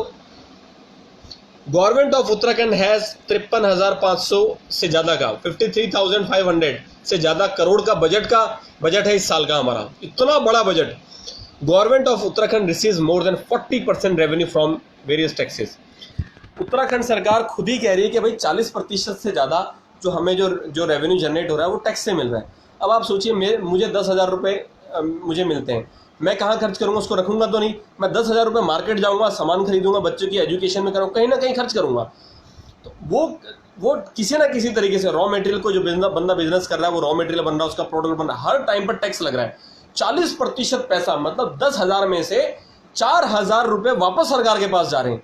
तो सरकार को तो 6,000 रुपये बढ़ा ना। और जब ऐसी वेलफेयर स्कीम आती है जहाँ पर एक परिवार से व्यक्ति को सरकारी नौकरी देने की हम बात कर रहे हैं, तो आपने जो SC ST नाम का जो जो बिना बात का अभी जो खड़ा कर रखा है कि इनके नाम पर सब धांधली चल रही है, वो बजट जो 2-2.25 करोड़ का बजट का है, वो सारा बजट इसी में लेके आइए। जो वेलफेयर स्कीम में डाल रखा है उसका 50% इसी के अंदर लेके आइए। हो गया वेलफेयर, सरकार को वेलफेयर करना है, जनता का वेलफेयर हो गया। आपने 10,000 रुपये महीना दे दिया, बाकी जनता अपना वेलफेयर कर सकती है। तो ये हमने बोला। अब हमने सरकार को प्रपोजल क्या दिया है, आप उसके बारे में बताना चाहूँगा। हमने सरकार को बोला launch 1 family 1 job scheme in Uttarakhand as in Sikkim state. ये सबसे पहले स्कीम लॉन्च करो जैसे सिक्किम के अंदर है। एनुअल एस्टिमेट विद INR 10,000, मतलब अगर 10,000 रुपये पर मंथ एक फैमिली को मिलते हैं और 10 लाख फैमिली हैं तो एक महीने का बनता है 1,000 करोड़ रुपया सरकार का खर्चा, और साल का बनता है 12,000 करोड़। तो 12,000 करोड़ में से 40,000 जो 4,800 करोड़ है, 40% जो है वो तो वापस सरकार को मिलना है। तो सरकार का बजट तो कोई ज़्यादा खर्च नहीं हुआ। प्लस वेलफेयर स्कीम से घटा घटू के करवा के जो अभी आज के टाइम पर जो 12,000 करोड़ जो करीब 22% बनता है सरकार के बजट का। ये डेटा आपको इस तरह से दे रहे हैं, बहुत रिसर्च करके बहुत जानकारी जुटा के दे रहे हैं। प्लीज़ सबके साथ शेयर कीजिए और अपने कंफर्ट जोन से बाहर निकले। जो हमें लगता है कि यार हम तो मज़े लेंगे, हमारे पास पैसा है, मज़े करें, थोड़ा बाहर निकले, अपने लोगों के लिए, अपने क्षेत्र के लिए कुछ कीजिए। ये मैं आपसे हाथ जोड़ के निवेदन करता हूँ, पूरी वन यूके टीम की ओर से निवेदन करता हूँ। प्लीज़ आगे बढ़िए, अपने लोगों के लिए कुछ तो कीजिए प्लीज़। मैं हाथ जोड़ता हूँ। आगे आता हूँ। अगर हम बहुत सारी स्कीम को स्क्रैप कर दें, मतलब वो हटा दें, क्योंकि हमने बोला जब वेलफेयर 10,000 रुपये आप दे रहे हो तो बाकी बहुत सारी स्कीम की ज़रूरत नहीं पड़ेगी। जैसे आपने सोशल वेलफेयर के नाम पे 2,25 करोड़ का बजट एलोकेट करके रखा हुआ है, SC/ST के नाम पे आपने बजट एलोकेट करके रखा हुआ है, क्योंकि जब हम ये हर फैमिली से नौकरी मिलेगी तो हम जातिगत व्यवस्था से ऊपर उठ जाएंगे, ये सब बराबर हो जाएगा। तो ये चीज़ हम चाहते हैं। और इसके बाद आपका बजट मात्र 18% रह जाता है, और अगर आपको टैक्स वापस मिलता है तो शायद आपको 5 या 6% बजट देना है। अब 6% बजट अगर उत्तराखंड सरकार नहीं दे पा रही है, 5 या 6% अपने लोगों को खुश करने के लिए, उनकी खुशहाली के लिए। और हम ये नहीं कह रहे सरकार से कि आप फ्री में इनको बांट दो। इनको क्या करना चाहिए, सरकार गवर्नमेंट कैसे इस स्कीम से मल्टीफोल्ड पैसा कमा सकती है, अभी थोड़ी देर में आपको दिखाने वाला हूँ। कैसे प्राइवेट कंपनीज करोड़ों अरबोपति बन गई हैं, लेकिन क्यों हमारी उत्तराखंड सरकार नहीं बन पा रही है, अभी मैं आपको दिखाने वाला हूँ। तो इसके इस स्कीम के जो बेनिफिशियरीज होंगे वो कौन होंगे? वो होंगे वो सारे लोग जिनकी इनकम जो है 10,000 रुपये महीने से नीचे की है। तो उन लोगों को इसका बेनिफिट मिलना चाहिए। जो लोग उत्तराखंड से बाहर चले गए और वापस आना चाहते हैं उत्तराखंड, ये ऐसे उन लोगों के लिए जो चाहते हैं हम वापस सेटल हो गए लेकिन वापस उत्तराखंड आना चाहिए, ये स्कीम उन लोगों को दी जाए। और इसके अंदर हमने केवल ऐसा नहीं बोला है कि पहाड़ी क्षेत्र के लोगों को मिले, या हर उस क्षेत्र के जो चाहे हमारा हरिद्वार है, उधम सिंह नगर है, देहरादून है, जो प्लेन्स के क्षेत्र हैं, ये वहाँ से भी हर परिवार से व्यक्ति को नौकरी मिले। हम केवल पहाड़ क्षेत्र की बात नहीं कर रहे हैं। तो प्लीज़ इसको देखिएगा, मैं आप सबको भेजूंगा। प्लान नंबर 1, जो भी साथी देखना चाहते हैं प्लीज़ प्लान नंबर 1 देखें। प्लान नंबर 1 सरकार को ये सबके साथ शेयर कीजिए प्लीज़। मैं आपसे निवेदन करूंगा, अपने सभी व्हाट्सएप, फेसबुक, ट्विटर, टेलीग्राम, जहाँ शेयर कर सकते हैं इस वीडियो को अवश्य शेयर कीजिए। हमने सरकार को पूरी प्लानिंग दी है, मैं आपको दिखा रहा हूँ। Plan number 1, employment generation plan 1, mushroom as an industry. आप देखेंगे मशरूम एज एन इंडस्ट्री। पिछले साल सरकार ने टूरिज्म को इंडस्ट्री घोषित किया है। हमने ये आज का वीडियो थोड़ा सा लंबा होने वाला है, ये बिल्कुल लंबा होने वाला है, लेकिन मैं आपको बताऊंगा। Let's make Uttarakhand the biggest mushroom growing state of India. India का सबसे बड़ा मशरूम ग्रोइंग स्टेट हमारा बनना चाहिए। ये प्रपोजल हमने सरकार को दिया है। अब इस मशरूम के अंदर क्या है, mushroom can be grown in Uttarakhand के किसी भी पार्ट में मशरूम हम ग्रो कर सकते हैं। ये पहला पॉइंट है। मैं बार बार उसको दिखाऊंगा, बहुत सारा शायद आपको ठीक से नजर नहीं आएगा, मैंने स्लाइड दिखाई है, बाकी चीज़ मैं आपको ऐसे बताता हूँ कि मशरूम जो है वो उत्तराखंड के किसी भी पार्ट में ग्रो किया जा सकता है। 2 से 3 महीने लगते हैं मशरूम की खेती होने को, और आपने हर महीने रेगुलर लगाओगे तो रेगुलर हम मशरूम पैदा कर सकते हैं। ऑलरेडी हमारे पास GV Pant university of agriculture and technology जो पंतनगर में है, इस यूनिवर्सिटी के अंदर हमारे पास बहुत अच्छा डिपार्टमेंट है, बहुत अच्छी रिसर्च हो चुकी है। दिव्या रावत जैसे बड़ा नाम है जो मशरूम के अंदर बहुत फेमस हो चुकी है, जो एक्सपोर्ट कर रहे हैं अपना काम। तो ये ऑलरेडी, हम ऐसी चीज़ नहीं कह रहे सरकार को जो हो ही नहीं सकती है। हमने सरकार को वो चीज़ बताई जो ऑलरेडी चल रही है, जो सक्सेसफुल है। आगे आते हैं, बहुत सारे सेल्फ हेल्प ग्रुप, नीलम दीदी जी हैं, वो हमारी वन यूके टीम की सदस्य हैं, बीरोखाल ब्लॉक पौड़ी से। त्रिलोक सिंह बिष्ट जी हैं, वो हमारे भिकिया सेंड से। दान सिंह रौतेला जी हैं, वो हमारे द्वाराहाट ब्लॉक से, अल्मोड़ा की। तो ये जो लोग हैं ऑलरेडी मशरूम पे काम कर रहे हैं, लेकिन इनको सेल्फ हेल्प ग्रुप के माध्यम से काम कर रहे हैं, लेकिन सरकार से सपोर्ट नहीं है। हम क्या चाहते हैं आपको बताना चाहते हैं, और इसमें सबसे बड़ी चीज़ है कि इन्वेस्टमेंट बहुत कम यूज़ होती है। हमने सरकार को क्या प्रपोजल दिया, इसमें कोई सरकार का भी बहुत ज़्यादा खर्चा नहीं होना है। हमने सरकार को प्रपोजल दिया कि उत्तराखंड सरकार को एक सरकारी कंपनी खोलनी चाहिए, और पॉसिबल है ना, जैसे आंचल डेयरी है इसी तरीके से एक सरकारी कंपनी खोलनी चाहिए उत्तराखंड सरकार को, जो कि केवल मशरूम बिजनेस पे फोकस करे, क्योंकि ये सक्सेसफुल बिजनेस मॉडल है। ऑलरेडी दिव्या रावत कर रही है। मशरूम की डिमांड इंडिया ही नहीं, इंडिया से बाहर भी है। उत्तराखंड के चप्पे चप्पे पे मशरूम की डिमांड है। उत्तराखंड से बाहर इंडिया में मशरूम की बहुत अच्छी डिमांड है। फार्मास्यूटिकल कंपनीज के 2000 रुपये किलो तक भी मशरूम का पाउडर जाता है। तो हमने सरकार को प्रपोजल दिया, आप अपनी एक कंपनी खोलिए, क्योंकि ये सक्सेसफुल बिजनेस मॉडल है, आप ऐसा कर सकते हैं। कंपनी खोलने में 1 महीना लगेगा, हार्डली 1 महीना। आगे आते हैं, टॉप वैरायटी ऑफ मशरूम्स आप चूज कीजिए। सरकार को बोला आप सेलेक्ट कीजिए टॉप वैरायटीज ऑफ मशरूम जो है। पंतनगर यूनिवर्सिटी के अंदर हमारे सारे बड़े बड़े साइंटिस्ट हैं, बड़े बड़े प्रोफेसर्स हैं, वो सारे काम कर सकते हैं। और उनको फार्मास्यूटिकल कंपनीज को बनाइए, एक्सपोर्ट कीजिए, विदेश में वहाँ पे एक्सपोर्ट कीजिए, इनको इंडिया में चाहिए इंडिया में दीजिए। अब ये कंपनी बना ली, हमने पूरा ऑर्गेनाइजेशन बना लिया, होगा क्या? अब हम सरकार को बोल रहे हैं कि आपके जैसे BDO है, ब्लॉक डेवलपमेंट ऑफिसर जो है, सब उनके पास सारी जानकारी है, तहसीलदार है, सबके पास जानकारी है। हर गांव के अंदर बोल दो भाई हम एक सेंटर खोल रहे हैं मशरूम का, इसमें इस गांव के 5 लोग 10 लोग परिवार से एक व्यक्ति काम करेगा, और जो भी प्रोडक्शन होगा वो सरकार लेके जाएगी, एक सुपरवाइजर उनके ऊपर बैठ जाएगा। तो जिस तरह से एक बड़ी कंपनी काम करती है, शार्प इंडस्ट्रीज एक बहुत बड़ी कंपनी है, इंडिया में सबसे बड़ी कंपनी है जो मिंट का काम करती है, प्राइवेट कंपनी है। जो मेंथॉल आता है किसी भी टूथपेस्ट के अंदर या कहीं भी आप मेंथॉल सुनते हैं पुदीने वाला, तो ये सारी की सारी जो कंपनीज हैं इसी मॉडल पे काम करती हैं। किसान उनके लिए काम करते हैं, किसान इन कंपनीज के लिए। बाबा रामदेव का एग्जांपल ले लीजिए, किसान बाबा रामदेव के लिए काम कर रहे हैं। हमारे यहाँ भी शारा रिटेल से दीपक ध्यानी जी हैं, और मुरलीधर जी हैं, जितेंद्र रावत जी हैं जो पहाड़ी फ्रेश वाले हैं, वो भी क्या करते हैं, वो भी किसानों के पास जाते हैं, वहाँ से गेहूँ चावल जो भी है, मडुआ और झिंगोरा, वो सारा उठा के लेके आते हैं, बेचते हैं। वो भी यही काम कर रहे हैं। लेकिन ये क्यों जरूरत पड़ रही है आम आदमी को करने की? तो सरकार को एक कंपनी बनानी है और उनको बोलना है ये मॉडल सामने, ऑलरेडी सबके सामने, ऐसे नहीं हम नया मॉडल बनाने की बात कर रहे हैं। हमने बोला आप कलेक्शन सेंटर बनाइए, आप डिस्ट्रीब्यूशन सेंटर बनाइए, सरकार को प्रपोजल दिया है हमने, और एक परिवार से एक व्यक्ति को योजना के तहत उस गांव के अंदर नौकरी दे दीजिए। उत्तराखंड मशरूम का सबसे बड़ा हब बने, लाखों करोड़ों रुपए हमारी सरकारी कंपनी के पास आए। बहुत आसान है। और इसी के ऊपर मैं आपको बहुत इंपॉर्टेंट इंफॉर्मेशन दिखाने वाला हूं, और ये खाली हमारा प्रपोजल नहीं है, इस पे already directorate of economic and statistics जो पूरी पॉलिसीज बनाते हैं उसका लिंक दिखा रहा हूं। Directorate of economic and statistics also has it in its list of innovative ideas. Innovative ideas के अंदर इन्होंने डाला है, इनका मैंने वेबसाइट का लिंक भी दिया है, जो भी साथी जाके देखना चाहता है वो प्लीज इसको देख सकता है। ये लिंक हमने दिया है, इनोवेटिव आइडियाज, ये सरकारी वेबसाइट से उठाया हमने। इसके अंदर आपको मिल जाएगा मशरूम से रिलेटेड जो उन्होंने मेथड दिया, मैं अभी आपको दिखा सकता हूँ। तो हमें चाहिए ऐसे लोग, ऐसी संस्थाएं जो इस पर काम करें। ये रहा, project on cultivation of oyster and ganoderma lucidum mushroom, already इनके पास है, लेकिन कोई काम करने को तैयार नहीं है। ये सब सरकारी डेटा है सर, हमारा कोई डेटा नहीं है।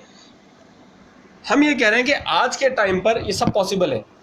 हमारे लोग कितना वन्यू के टीम के साथ खड़े हैं, हमें ये देखना है, हम कितनी तेजी से इसको आगे बढ़ा सकते हैं। आज के टाइम में कहता हूँ 100 लोग देख रहे हैं, क्या 100 के 100 लोग ईमेल के थ्रू इस सरकार से डिमांड कर सकते हैं? क्या आप लोग तैयार हो? मैं आपको ये डॉक्यूमेंट देता हूँ, मैं ईमेल देता हूँ आपको सारी, कहाँ किस किस को भेजना है। क्या आप मुख्यमंत्री जी को ईमेल भेज सकते हो? क्या आप चीफ सेक्रेटरी को ईमेल भेज सकते हो? क्या सभी साथी ये काम कर सकते हैं? मैं आपसे जानना चाहूँगा, क्या आप अपने क्षेत्र के जो लोकल नेता है, जो भी विधायक है, आप उसको व्हाट्सएप के माध्यम से भेज सकते हो कि इसको चालू करवाओ, ये पॉलिसीज फॉर्म करवाओ? क्या आप ये कर सकते हैं? क्या आप डायरेक्टरेट ऑफ इंडस्ट्रीज को ये मेल भेज सकते हैं? ईमेल एड्रेस सब हम देंगे। इतना अगर आप कर सकते हैं तो बहुत बड़ी क्रांति हम उत्तराखंड के अंदर लाने वाले हैं, और उसमें आप बहुत बड़े पिलर साबित होंगे, बहुत बड़े स्तंभ होंगे कि आपने अपने उत्तराखंड के लिए इतना बड़ा काम किया। हमें बहुत खुशी होगी हम सब मिलकर अगर ये काम करते हैं तो मशरूम है प्लान नंबर 1। अब मैं आता हूं प्लान नंबर 2 पर। ये प्लान नंबर 1 था, plan number 2 employment generation plan 2 mineral water bottling.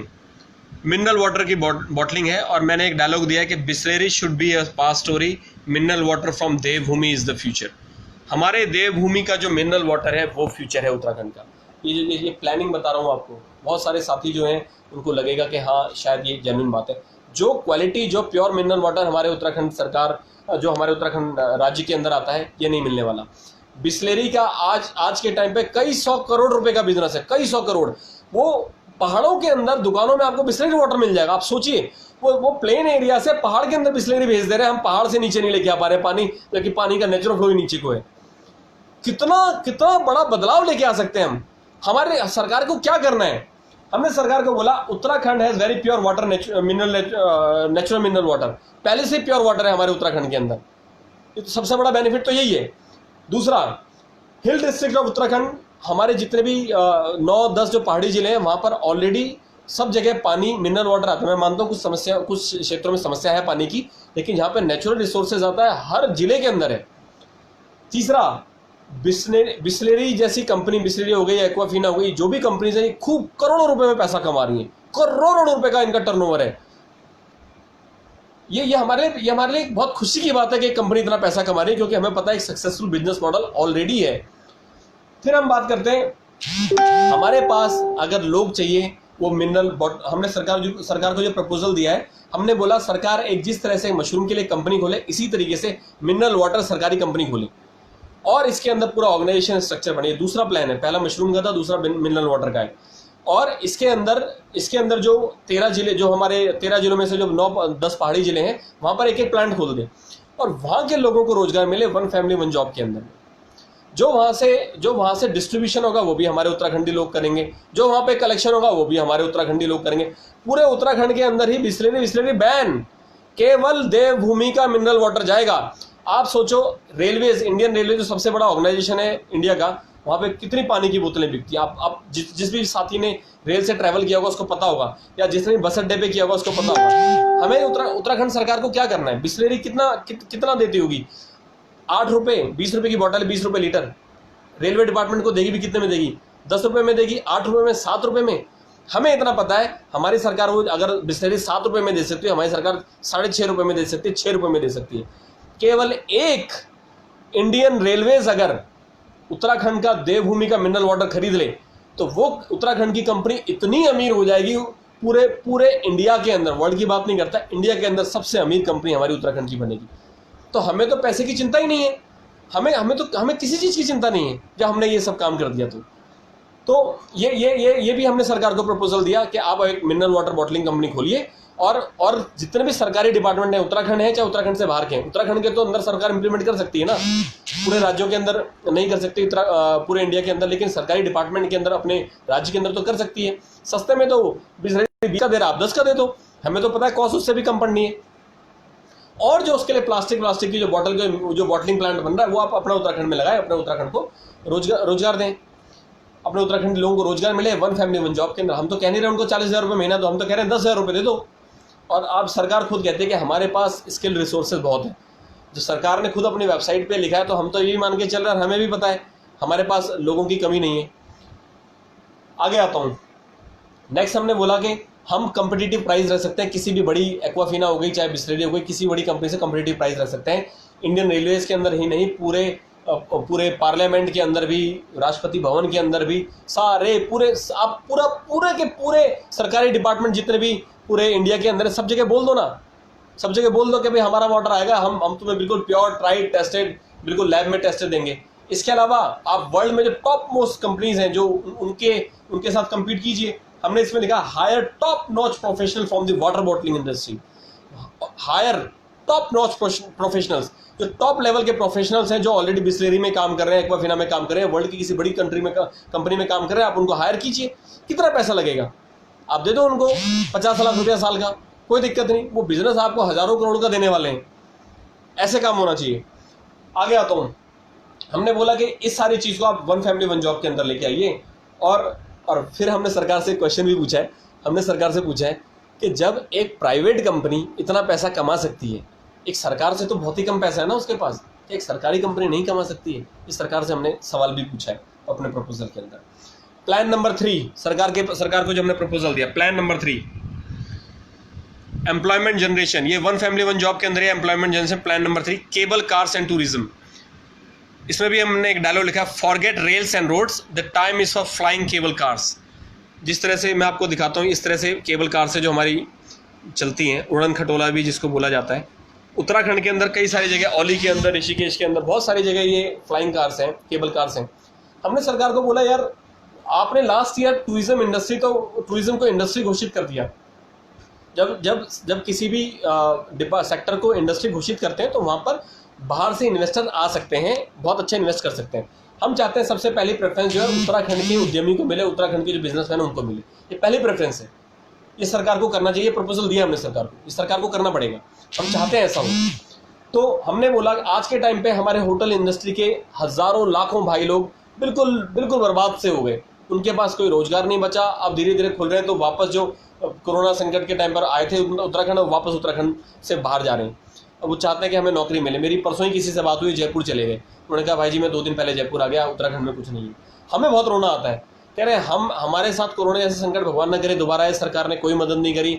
आप लोगों ने कोरोना के टाइम पे बहुत मदद करी थी, हमें बहुत खुशी, आपने सही जानकारी दी, पहुंचाया। तो ये सामाजिक संस्था है, चलो हमारी जिम्मेदारी बनती है, हम काम करते हैं, लेकिन सरकार की भी तो कोई जिम्मेदारी है। कल को सरकार ये नहीं कह सकते भाई हमें किसी ने बताया, हमारे पास आइडिया नहीं आया, हमने सरकार को आइडिया दिया है, हमें चाहिए फ्लाइंग केबल कार्स। हमने सरकार को क्या बोला कि हिल रीजन के अंदर हम रोप वे का इस्तेमाल कर सकते हैं। रोड बनाने में कितना खर्चा है, रोड बनाने में इतना खर्चा दिखाती है सरकार, इतना बजट दिखाती है, और घूम फिर के रोड जाएगी 1 किलोमीटर के अंदर आप 100 करोड़ का बजट दिखा देते हैं। ये उत्तराखंड सरकार में इस तरह से होता है। और हमें 1 किलोमीटर के अगर हमें रोप वे से काम करना है, जो मेन डेस्टिनेशन है, मेन डेस्टिनेशन में अगर रोप वे से काम करना है, मात्र 10 से 20% का खर्चा है। उसमें बड़े बड़े पिलर्स लगाने हैं, इलेक्ट्रॉनिक सिस्टम लगाना है। तो जो रोड बनाने में खर्चा है उससे 20 या 30% खर्चे में हमारा रोप वे बन जाता है। टाइम की बचत है, पैसे की बचत है, और लोगों को रोजगार तो मिलना ही मिलना है। तो ये हमने सरकार को प्रपोजल दिया। जो ब्रिज बनाते हैं, जो पुल बनते हैं, पुल बनने पे हजारों करोड़ रुपए का खर्चा हो जाता है, हजारों करोड़ रुपए का। संतोष बिष्ट जी, सरकार कुछ नहीं करने वाली है। सर हमें ऐसा लगा कि सरकार को किसी ने प्रपोजल नहीं दिया है, हमने अपनी ओर से प्रपोजल देने का प्रयास किया। कल को सरकार ये ना बोले कि हमारे पास प्रपोजल नहीं आया। वो सरकार बोल सकती है कि भाई अधिकारियों ने नहीं दिया, तो हम उनकी बात एक बार को मान सकते हैं, चलो उनके प्लानर्स थे, जो उनकी प्लानिंग कमीशन बैठता है, उन्होंने नहीं दिया। लेकिन जब ये चीज़ जनता की ओर से उठ के आ रही है, जो सरकारी जो गैर सरकारी संस्था जैसे हमारा एनजीओ वन्यू की टीम की ओर से उठ के आ रही है, तो सरकार मना नहीं कर सकती ना। हमने उनको ईमेल भेजा है, हम तो पूरे सोशल मीडिया के अंदर डाल रहे हैं, और आने वाले समय के अंदर जैसे कोरोना संकट खत्म होता है हम इनसे फेस टू फेस भी मीटिंग करने वाले हैं कि हमने आपको प्रपोजल भेजा था, सारे डीएम से मीटिंग करने वाले हैं, आपने क्या किया इस प्रपोजल पे। हम चीफ सेक्रेटरी जी से मीटिंग करने वाले हैं। अगर उन्होंने मीटिंग करने से मना किया तो हम सोशल मीडिया पर डालेंगे कि इन्होंने मीटिंग के लिए मना कर दिया है। मुख्यमंत्री जी ने मीटिंग के लिए मना किया, हम उनको भी बोलेंगे आपने मीटिंग के लिए मना किया है। आप हमें बोलो 1 महीने में नहीं, 2 महीने में, 3 महीने, 4 महीने में तो एक बार निकाल सकते हैं 10-15 मिनट का समय। अगर ये भी निकालने को तैयार नहीं है तो हमें बहुत ही मतलब दुख से कहना पड़ेगा कि हम उत्तराखंड सरकार का फिर विरोध करने में भी कोई कमी नहीं छोड़ेंगे। आज हम सरकार के साथ खड़े हैं, हम उनको प्रपोजल दे रहे हैं, इकोनॉमिकल प्रपोजल दे रहे हैं। हम ऐसा प्रपोजल दे रहे हैं कि सरकार का रेवेन्यू बहुत ज़्यादा बढ़े। जो इन्होंने कुछ 100 करोड़ रुपए का घाटा दिखा रखा, 500 करोड़ रुपए का हमें घाटा होता है, तो वो घाटा वाटा सब भरने वाला है। आगे आता हूँ, तो टूरिज्म को एज एन इंडस्ट्री पिछले साल सरकार ने बनाया था। जितने भी होटलियर भाई लोग हैं, अगर ये स्कीम चालू होती है तो हमारे भाइयों को कोई दिक्कत नहीं होगी। हमने सरकार को क्या प्रपोजल दिया, इसके लिए भी एक कंपनी बनाई जाए। कंपनी बनाने में कितना टाइम लगता है, 1 महीने का समय लगेगा मुश्किल से। टॉप नॉच प्रोफेशनल्स आप उठाए टूरिज्म इंडस्ट्री के, बिल्कुल सिंपल एडवर्टीजमेंट है, टॉप नॉच प्रोफेशनल। वहाँ पे घपलेबाजी ना हो, वहाँ पे अपने परिवार वालों को ना घुसेड़ दें, अपने जानकार वालों को ना घुसेड़ दें, जो पैसा दे रहा है उनको ना तो सरकार उस डिपार्टमेंट में घुसेड़ दे। टॉप नॉच प्रोफेशनल मतलब जिसका आप लिंक्डइन के अंदर प्रोफाइल देख सकें, जहाँ हमें पता चले कि हाँ दिस पर्सन हैज़ वर्थ, इसने प्रूवन कुछ काम किया। मगर भ्रष्टाचार पे आ रहा हूँ मैं। भ्रष्टाचार पे भी है सर। 2 टॉप प्रायोरिटी हमने बताई है, 1 फैमिली 1 जॉब, और दूसरा भ्रष्टाचार कैसे खत्म होगा। लास्ट स्लाइड भ्रष्टाचार के ऊपर ही है। प्लान 3 है, फिर प्लान 4 है, उसके बाद फिर लास्ट भ्रष्टाचार पर है। आप जुड़े रहिए विनोद सिंह जी, आपको भ्रष्टाचार का भी दिखाते हैं। एक झटके में काम हो सकता है, सरकार को केवल एक पॉलिसी लेके आनी है, एक झटके के अंदर। आगे आ रहा हूँ, तो हमने सरकार को बोला केबल कार का प्रपोजल आप इसको देखिए, और इसको क्या कीजिए, जैसे उत्तराखंड जो है वो देवभूमि है, अधिकतर मंदिर या टॉप पर है या बॉटम पर है, जो जितने भी हैं। आप पौड़ी में चले जाओ, टिहरी में चले जाओ, अल्मोड़ा में चले जाओ, पिथौरागढ़ चले जाओ, जो फेमस मंदिर है, माता ये मानिला देवी का है ना, गुजरूगढ़ी का है, हमारे यहाँ दूनागिरी का है, इसी तरह से नंदा देवी का है। टॉप लेवल पे जितने भी जो टूरिस्ट प्लेसेस हैं, जैसे जिस तरह से 4 धाम यात्रा होती है, हमने क्लियरली मेंशन किया अपने प्रपोजल में जिस तरह से चार धाम यात्रा होती है, एक मंदिर से दूसरे मंदिर की कनेक्टिविटी आप कर दीजिए। जो मेन टूरिस्ट डेस्टिनेशन है, आप जहाँ जाना चाहते हैं, आप रानीखेत जाना चाहते हैं, नैनीताल जाना चाहते हैं, देहरादून जाना चाहते हैं, जो टॉप जगह है उनको उस डेस्टिनेशन से आप लिंक कर दीजिए। डायरेक्ट एंड इनडायरेक्ट एम्प्लॉयमेंट, सरकार कल को ये नहीं बोल सकती 10 लाख लोगों को देने के लिए हमारे पास रोजगार नहीं है। हम सारी प्लानिंग दे रहे हैं सरकार को, कल को सरकार बोल नहीं सकती 10 लाख लोगों को हम रोजगार नहीं दे सकते। हम आपको ऐसे रोजगार, ऐसी प्लानिंग के बारे में बता रहे हैं जिससे सरकार को पैसा मिलने वाला है।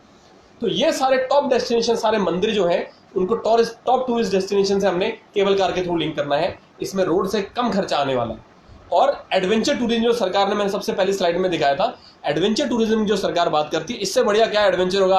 आप समुद्र तल से 2000 मीटर की ऊंचाई पर पहाड़ों के बीच में चल रहे हो, धुआं आ रहा है, धुआं क्या बोलते हैं ये, जो हमारी बादल दिखते हैं, बादल के ऊपर आप चल रहे हो, उसके बीच में से निकल के आ रहे हो, इससे बड़ा क्या एडवेंचर होगा। आप सोचिए क्या मजा आएगा। और ये ऐसा नहीं कि हम कोई नई चीज बोल रहे हैं, ये ऑलरेडी हम आपको जो भी चीजें बता रहे हैं सब पहले से चल रही है। औली के अंदर भी ये चलता है, ये ऋषिकेश के अंदर भी चलता है, इंडिया के बहुत सारे अन्य राज्यों के अंदर ये चीज चलती है। हमें इसको सिस्टमेटिक तरीके से, हमने इनको बोला we need a cable car network in Uttarakhand. Guinness book of world record में उत्तराखंड का नाम आना चाहिए। किसी का मन करे यार चलो पहाड़ों की सैर करनी है तो हमें एरोप्लेन का खर्चा नहीं उठा सकते, चलो एक प्लान कर लेते हैं यार, 2000 रुपए के अंदर पूरा उत्तराखंड घूमते हैं, क्या मजा आएगा। सोचो 1 लाख टूरिस्ट अगर उत्तराखंड में हर साल आते हैं, हर साल आते हैं, तो 200 करोड़ रुपए तो आपको इसी से मिलने वाला है। और जो हमारे लोकल लोग हैं जो इधर से उधर कम्यूट करेंगे, कुछ सामान लेके किसी को जाना है, तो कितना, जहाँ पे हमें आज 2 घंटा लग रहा है, 3 घंटा लग रहा है, वहाँ पे हम आधे घंटे में पहुँच जाएंगे, कितना अच्छा काम हो जाएगा। आगे आता हूँ। जो भी साथी हैं अपने सवाल प्लीज लिखिएगा, मैं लास्ट में लूंगा। आज का थोड़ा बड़ा होने वाला, क्योंकि प्रपोजल बड़ा था तो वीडियो थोड़ा सा बड़ा होगा। इसके बाद केवल 2 स्लाइड और रह गई हैं। तो हमने सरकार को बोला कि ये इस तरह का आप काम आप कर सकते हैं, और इसमें भी जो लोगों को नौकरी देंगे 1 फैमिली 1 जॉब के अंडर में देंगे। और केबल कार्स इन उत्तराखंड जो है, इसका एक पूरा नेटवर्क आप बिछा दीजिए, ये हमने सरकार को बोला है। और जितने भी हमारे होटल वाले भाई लोग हैं, इनको कोई टेंशन लेने की जरूरत नहीं, क्योंकि जहाँ टूरिस्ट पहुंचेगा वहाँ होटल वाले जरूर होंगे, छोटे से छोटा होटल वाला, बड़े से बड़ा होटल वाला। और हम चाहते हैं सरकार अपना थीम बेस, हमने ये भी इसमें लिखा है, सरकार को प्रपोजल दिया है, आप अपना थीम बेस्ड टूरिज्म शुरू कीजिए। अगर किसी को नॉनवेज खाना है, मैं एग्जांपल दे रहा हूँ, पहाड़ी बकरा, वाह, पहाड़ी मुर्गा, मजा आ जाए खाने का, तो भाई साहब उस डेस्टिनेशन पे जाओ, इस केबल कार के थ्रू जाओ। उसके लिए आपको जो बाहर से टूरिस्ट आ रहे हैं उनको उतरना पड़ेगा, नैनीताल पहुंचना पड़ेगा, या फिर उनको हल्द्वानी पहुंचना पड़ेगा, या हरिद्वार या कोटद्वार या रामनगर पहुंचना पड़ेगा। वहां से हमारे टैक्सी वाले भाई लोग हैं, जो वो टैक्सी का बिजनेस भी सरकार कर सकती है, बहुत सारी चीजें हैं, तो वो टैक्सी वाले भाई लोगों को रोजगार मिलेगा, वो लेके उस डेस्टिनेशन तक जाएंगे। और हमारा जो वेबसाइट के अंदर इस तरह से हो, हम बोलते हैं इनक्रेडिबल उत्तराखंड, तो जिसको नॉनवेज खाना है वो बोलेंगे उस डेस्टिनेशन पे जाओ, वहां से वो देखना है भाई बादलों के बीच में जाना है तो नॉनवेज वाले डेस्टिनेशन वहां जाओ। ऐसा प्लान आइटनरी बने और टॉप नॉच प्रोफेशनल्स हम टूरिज्म इंडस्ट्री के हायर करें। कोई बड़ा काम नहीं है, कोई बड़ा काम नहीं है, एक विल पावर चाहिए, एक चाहिए सरकार को कि भाई हाँ हमारे अंदर करने की क्षमता है। जब हम इतने महीनों से पूरा रिसर्च करके ये पूरा प्रोजेक्ट बना के सरकार को दे सकते हैं, अगर सरकार हमें इन्वॉल्व करेगी तो हम खुद अपनी सर्विसेज फ्री ऑफ कॉस्ट देने को तैयार हैं। हम पूरी मेहनत करते हैं सरकार के लिए, हम चाहते हैं कि हम अपने लोगों के लिए, इन लोगों के लिए मेहनत कर रहे हैं, इसलिए कर रहे हैं कि जब हम इतने महीने से रिसर्च करके आप लोगों के सामने इस तरह का मटेरियल लेके आ सकते हो, सरकार तो कर ही सकती है, उनके पास तो बहुत स्किल प्रोफेशनल्स हैं। आगे आते हैं, तो ये मैंने आपको बताया, होटल किसी भी तरह की दिक्कत नहीं वाली है। लोगों को तो चाहिए एडवेंचर। कैसे हो आप 5000 रुपए के अंदर उसको बादलों में घुमाने, आप सोचिए ना क्या मजा आएगा। कहाँ मिलेगी इस तरह की चीज। आगे आते हैं, अगला प्रपोजल जो प्लान 4 है, ये लास्ट प्लान जो मैंने सरकार को दिया है। और साथियों मैं ये भी बताना चाहूँगा, ये खाली 4 प्लान नहीं है, हमारे पास ऐसे कम से कम 15-20 प्लान और भी हैं, लेकिन वो बहुत सारी चीज़ें आती हैं। हम सरकार की नीयत देखना चाहते हैं। अगर ये सरकार ठीक से काम करती है, मैंने ये नहीं कहता कि वो 1U की टीम को, मुझको या हमारे साथियों को बुलाएगी डिस्कशन के लिए, बुलाएगी तो हमें बहुत खुशी होगी, नहीं भी बुलाएगी, अगर इन चारों में से काम शुरू होता है 2, 3, 4 या चारों के चारों प्रोजेक्ट पे, मिनिमम 2-3 पे तो शुरू होना चाहिए, चारों के चारों प्रोजेक्ट पे शुरू होता है तो हमें बहुत खुशी होगी। बाकी जो हमारे पास 10, 12, 15 प्रपोजल और हैं वो भी हम सरकार को देने में कोई हिचकिचाएंगे नहीं, फ्री ऑफ कॉस्ट सर्विस है सरकार के लिए। चौथा प्रपोजल आपके सामने आ रहा है, employment generation plan 4 aromatic and medicinal plants. Aromatic का मतलब है जो ब्यूटी, जिससे खुशबू आती है, एरोमेटिक ब्यूटी प्रोडक्ट्स के लिए, और मेडिसिन मतलब दवाइयों वाले प्लान है। Beauty and health are always the priorities for the world. हमने सरकार को बोला है कि ब्यूटी जो है और हेल्थ जो है, आपको पता है कि सब खूबसूरत रखना चाहते हैं, सब चाहते हैं उनकी हेल्थ अच्छी रहे, तो इस पे लोग पैसा भी खर्च करते हैं। और मैंने सबसे ऊपर एग्जांपल दिया है Patanjali Group eyes to be 40,000 crore company in 2020-2021, aims to be largest FMCG firm। और इसका मैंने लिंक दिया फाइनेंशियल एक्सप्रेस। ये फाइनेंशियल एक्सप्रेस आपको पता है बहुत बड़ा न्यूज़पेपर है, और इसका मैंने लिंक दिया है। इसमें कोई झूठी बात नहीं है, ये सब डेटा आपके सामने है। और ये डेटा आपका क्या है, जनवरी 24, 2020, इसी साल 2020 का डेटा है। और पास से दिखाना चाहूँगा, जनवरी 24, 2020 9 बजे के आसपास इन्होंने ये पोस्ट डाला था। Patanjali group eyes to be ₹40,000 crore company in 2020-21, aims to be largest FMCG company. आप देखेंगे पतंजलि 25,000 करोड़ का इनका ऑलरेडी टर्नओवर इन्होंने बताया कि इनका शुरू हो चुका है। अब मेरे साथियों एक बात बताइए, 25,000 का टर्नओवर जब पतंजलि जब बाबा रामदेव जी 25,000 करोड़ का टर्नओवर अपनी कंपनी बना के ले सकते हैं, क्या हमारी सरकार नहीं कर सकती है? 40,000 करोड़ वो सोच रहे हैं कि 2020-21 मतलब 31 मार्च 2021 तक पतंजलि का टर्नओवर 40,000 करोड़। आप इसका 10% प्रॉफिट मान लीजिए, 10% प्रॉफिट बना 4,000 करोड़। मतलब हमारे उत्तराखंडी लोगों को नौकरी मिल गई, सबके मजे आ गए। 10% तो बहुत ही कम बता रहा हूं मैं आपको। कम से कम इन चीज़ों के अंदर 20, 25, 30% है। हमारे सरकार का बजट है 53,500 करोड़ इस साल का, और पतंजलि का जो टारगेट है 40,000 करोड़ का। मतलब हमारे सरकार के बराबर मुकाबला ऐसा हो गया। जब सबको पता है कि भाई इस बिजनेस में इतना पैसा है, एरोमेटिक एंड मेडिसिनल प्लांट्स के अंदर जो ब्यूटी प्रोडक्ट्स हैं खूबसूरती के लिए, और हेल्थ प्रोडक्ट्स के अंदर, और सबसे बड़ी चीज़ें नेचुरल है, हर्बल प्रोडक्ट्स हैं। जब इतना पैसा है तो हमारी सरकार एक छोटी सी कंपनी खोल के काम नहीं कर सकती है? अपने लोगों को बता दें, हमारे पास तो इनके ऊपर तो बहुत अच्छी रिसर्च है।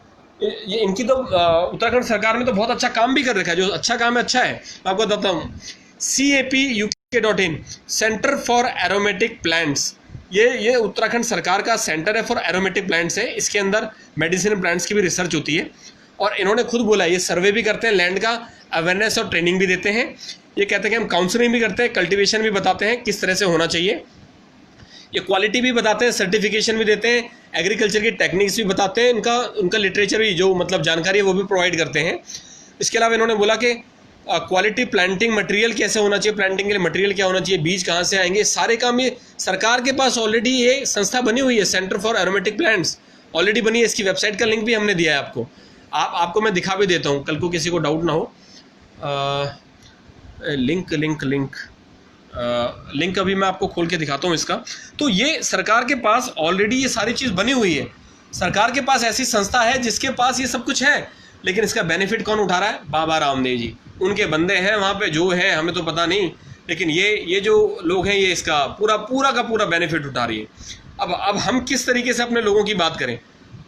हम तो सरकार को प्रपोज ही कर सकते हैं। जब बाबा रामदेव जी जैसे बंदे 40,000 करोड़ का बिजनेस उठा रहे हैं, तो हमारी सरकार की एक छोटी सी प्राइवेट कंपनी नहीं पब्लिक कंपनी नहीं बना सकती है, सरकारी कंपनी। ये देखिए, ये है website centre for aromatic plants. जिन लोगों को नहीं पता, मैं गारंटी देता हूँ हमारे उत्तराखंड के 90% लोगों को नहीं पता होगा कि इस तरह की भी कोई ऑर्गेनाइजेशन उत्तराखंड सरकार की है। क्यों? क्योंकि जागरूकता फैलाई नहीं है। ये देखिए, ये सुगंध पौधा केंद्र, इसका लिखा सुगंध पौधा केंद्र। इसके अंदर मेडिसिनल की भी स्टडी होती है। ये सारी जानकारी आप ऑर्गेनाइजेशन के बारे में पढ़िए, फैसिलिटीज़ क्या मिल रही है, सर्विसेज क्या मिल रही है, रिसर्च क्या है, एक्सटेंशन क्या है, हेम्प के बारे में, ये सारी जानकारी है। ये सारी जानकारी है। तो हमने सरकार को बोला कि भाई जब बाबा रामदेव 40,000 करोड़ रुपए का टारगेट रख सकता है, आप अपने उत्तराखंड के लिए एक सरकारी नौकरी बना के इस पर काम शुरू कर दो। हमारे पास सारी चीज़ें हैं। हमने पहले भी बोला कि हम कोई भी ऐसी चीज़ नहीं बोल रहे जो सरकार को नई ईजाद करनी पड़ेगी, सब पहले से ही है। हमें बस इतना करना है कि एक अच्छा ऑर्गेनाइजेशन बना के बढ़िया प्रोफेशनल्स हायर करके कि हमें अपना ब्रांड निकालना है, अपने लोगों के लिए काम करें। सर रविंद्र चंद्र चौहान जी कह रहे हैं किसानों के लिए गोट फार्मिंग में बहुत अच्छा रोजगार है। बिल्कुल सर, गोट फार्मिंग बहुत अच्छा रोजगार है, लेकिन पैसा गोट फार्मिंग में क्या है, आपको 1.5 से 2 साल लग जाता है उसको बड़ा करने में, पूरा सेटअप करने में। हम आज के टाइम पे चाहते हैं कि सरकार क्या करे, जो इस तरह की कंपनीज बनाए, 6 महीने के अंदर प्रोडक्शन शुरू हो जाता है। विदिन 6 मंथ्स हमारे एक परिवार से एक व्यक्ति को सरकारी नौकरी वाली जो योजना है वो इम्प्लीमेंट हो सकती है 6 महीने के अंदर। अगर आपने वीडियो बाद में देखा है तो प्लीज़ शुरू से देखेगा, आपको पूरी जानकारी मिलेगी। तो हमने सरकार को क्या बोला, हमने यहाँ भी बोला कि आप कंपेयर कर लो बाबा रामदेव से या हिंदुस्तान लीवर लिमिटेड से या डाबर से या बजाज से या लोरियाल से। ये बड़ी बड़ी कंपनीज जो हैं, इन सबको आपको माल सप्लाई करना है। माल कहाँ बनेगा? उत्तराखंड के अंदर बनेगा। कौन बनाएगा? हमारे किसान बनाएंगे। उनको गाइड कौन करेगा? सेंटर फॉर एरोमेटिक प्लांट्स है हमारे पास, डिपार्टमेंट ऑफ हॉर्टिकल्चर भी है हमारे पास, पंत यूनिवर्सिटी के साइंटिस्ट हैं, सब कुछ तो हमारे पास है। अब करना क्या है? एक कंपनी फॉर्म करके उनको काम पर ही तो लगाना है। 10,000 रुपये आपको उनको महीना देना है। इतना बजट आपके पास है, हमने सरकार को पहले ही बता दिया है। नीयत चाहिए, नीयत नहीं मिल रही है, बस सरकार की नीयत नहीं मिल रही है। ये वीडियो भी मेरे को लगता है सरकार को भेज देना चाहिए मुझे। मैं डाउनलोड करके सरकार को भेजता हूँ कि एक बार इस वीडियो को भी देख लीजिए। अभी तो हम सरकार के साथ में मिलकर काम करना चाह रहे हैं, कल को ये ना हो कि सरकार के अगेंस्ट आ जाए। फिर हमने सरकार को बोला हमें एक नेटवर्क बनाना चाहिए, कलेक्शन सेंटर बनाना है और डिस्ट्रीब्यूशन सेंटर बनाना है। हमारे उत्तराखंड के अंदर कलेक्शन सेंटर ही नहीं है। क्यों? क्योंकि इस तरह की चीज़ें पैदा ही नहीं हो रही है। जब तक इस तरह की चीज़ें पैदा नहीं होंगी, आज हमारे गाँव के अंदर 100 फैमिली हैं। हमारी 100 फैमिली, उसमें से कुछ लोग मशरूम में लग गए, कुछ लोग बॉटलिंग प्लांट में लग गए, कुछ लोग टूरिज्म में लग गए, बाकी जो कुछ लोग बचे वो इस तरह की खेती करने में लग गए। तो ये इसी तरीके से जागरूकता आएगी लोगों के अंदर, इसी तरीके से उनके पास पैसा आएगा। तो ये हमने सरकार को बोला आप इसकी गाइडेंस दे दीजिए, एक सुपरवाइजर रख दीजिए, जिस तरह के आप बोलोगे खेती हो जाएगी। तार बाड़ के लिए सरकार बजट दे ही रही है, जो भी यहाँ से खेती बाड़ी होगी वो पैसे वो आप उठा के ले जाइए, कंपनीज को बेच दीजिए। हमने इनको प्रपोजल दिया NSIC, national small industry corporation, जो केंद्र सरकार का के थ्रू चलता है, national small industry corporation NSIC। अब आप इनको अपने प्रोडक्ट बेचिए, हर्बल प्रोडक्ट, वो पूरा विदेशों में एक्सपोर्ट भी करते हैं। वो तो चाहते हैं हमें मिले। अब हमारे जो हमने किसी से बात भी करी थी, गाँव में हल्दी होती है, हल्दी वहाँ देना चाहेंगे। उन्होंने बोला कितनी दोगे? हमने वही 500 किलो हल्दी है, सॉरी 50,000 किलो हल्दी है।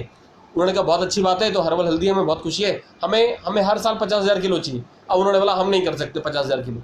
हमारे गांव में, ये गांव नहीं, हमारे पूरे उत्तराखंड के अंदर सब पॉसिबल है। हम हल्दी भी उगा सकते हैं, हम बड़ी इलायची भी उगा सकते हैं, हम ये एरोमेटिक प्लांट्स उगा सकते हैं, हम सब कर सकते हैं। बाबा रामदेव करवा रहे हैं ना अपने पैसे देके। अब वो अच्छा काम कर रहे हैं तो अच्छा है, किसी बहाने रोजगार तो मिल रहा है। हमारी जो उत्तराखंड सरकार कहती है हमारे पास बजट नहीं है, मुझे बहुत रोना आता है, बहुत दुख होता है, बहुत हंसी भी आती है इन लोगों पे कि जब तुम्हारे सामने तुम्हारे उत्तराखंड के अंदर ही, उत्तराखंड के लोगों से ही बाबा रामदेव जी की पतंजलि जो कंपनी है वो काम करवा सकती है, छोटे मोटे उद्यमी काम करवा सकते हैं, आप कैसे नहीं करवा पा रहे हो? हमें तो हद इस बात की है। प्लीज ये सबके साथ शेयर कीजिए। सर, जंगली सुअर बंदर की परेशानी हम एक घर के रोजगार से ज्यादा बढ़कर नहीं है। मैंने पहले ही बताया, वीडियो शुरू से देखिएगा। हरीश बोरा जी, प्लीज बुरा मत मानिएगा, प्लीज वीडियो को शुरू से देखिएगा, आपको सारी जानकारी मिलेगी। और जो भी लोग काम कर रहे हैं, वन फैमिली वन जॉब के अंदर काम करें। अब जो भी साथी, मैं लास्ट स्लाइड आपको दिखाने वाला हूं, जो भी साथी उत्तराखंड के अंदर से करप्शन खत्म करना चाहते हैं, जो बहुत लड़ाई लड़ रहे हैं, काफी टाइम से ये सब हो रहा है, और सरकार अगर बोलती है हम करप्शन खत्म करना चाहते हैं, जो भी साथी इस जानकारी को समझ आते हैं करप्शन कैसे खत्म होगा। बहुत लोगों ने आवाजें उठाई हैं, कोई कहीं जाता है, कोई कहीं जाता है, किसी का कंप्लेंट करता है। एक जगह होती है, दूसरी जगह से करप्शन खत्म नहीं होता, दूसरी जगह हो, तीसरी जगह से तो खत्म नहीं होगा। ये भ्रष्टाचार कैसे खत्म करना है? भ्रष्टाचार खत्म करने को एक स्लाइड के अंदर हमने सरकार को आइडिया दिया है, अपनी तरफ से प्रपोजल दिया है। सरकार की नीयत देखनी है, सरकार करती है कि नहीं करती है। जो सरकार बोलती है हम ऐसा करते हैं, हम भ्रष्टाचार मिटाना चाहते हैं, अगर इस स्कीम को फॉलो करते हैं तो सरकार के द्वारा अगर ये स्कीम फॉलो होती है, मुझे पता है कोई बहुत बड़ी चीज़ नहीं है इम्प्लीमेंट करना। अगर सरकार ये कर सकती है, बहुत बड़ा कोई इसमें कोई खर्चा भी नहीं है। सारी चीज़ हमने सरकार को प्रपोजल में दी हुई है। हम चाहते हैं उत्तराखंड से भ्रष्टाचार हमेशा के लिए खत्म हो, लेकिन भ्रष्टाचार खत्म करने का एक तरीका, एक सिस्टम बनना चाहिए। आज के टाइम पे बहुत सारे लोग हैं, संस्थाएं हैं जो भ्रष्टाचार के अगेंस्ट कैंपेन कर रहे हैं। ये आज से नहीं हो रही है। आप अगर भ्रष्टाचार के अगेंस्ट कैंपेन सुनेंगे तो आपको हजारों लोग मिल जाएंगे। भ्रष्टाचार ये हो रहा है, वहां पे इतना % दिया जा रहा है, यहाँ पे इतना % दिया जा रहा है, यहाँ पे 20% देना है, 30% देना है, 50% देना है।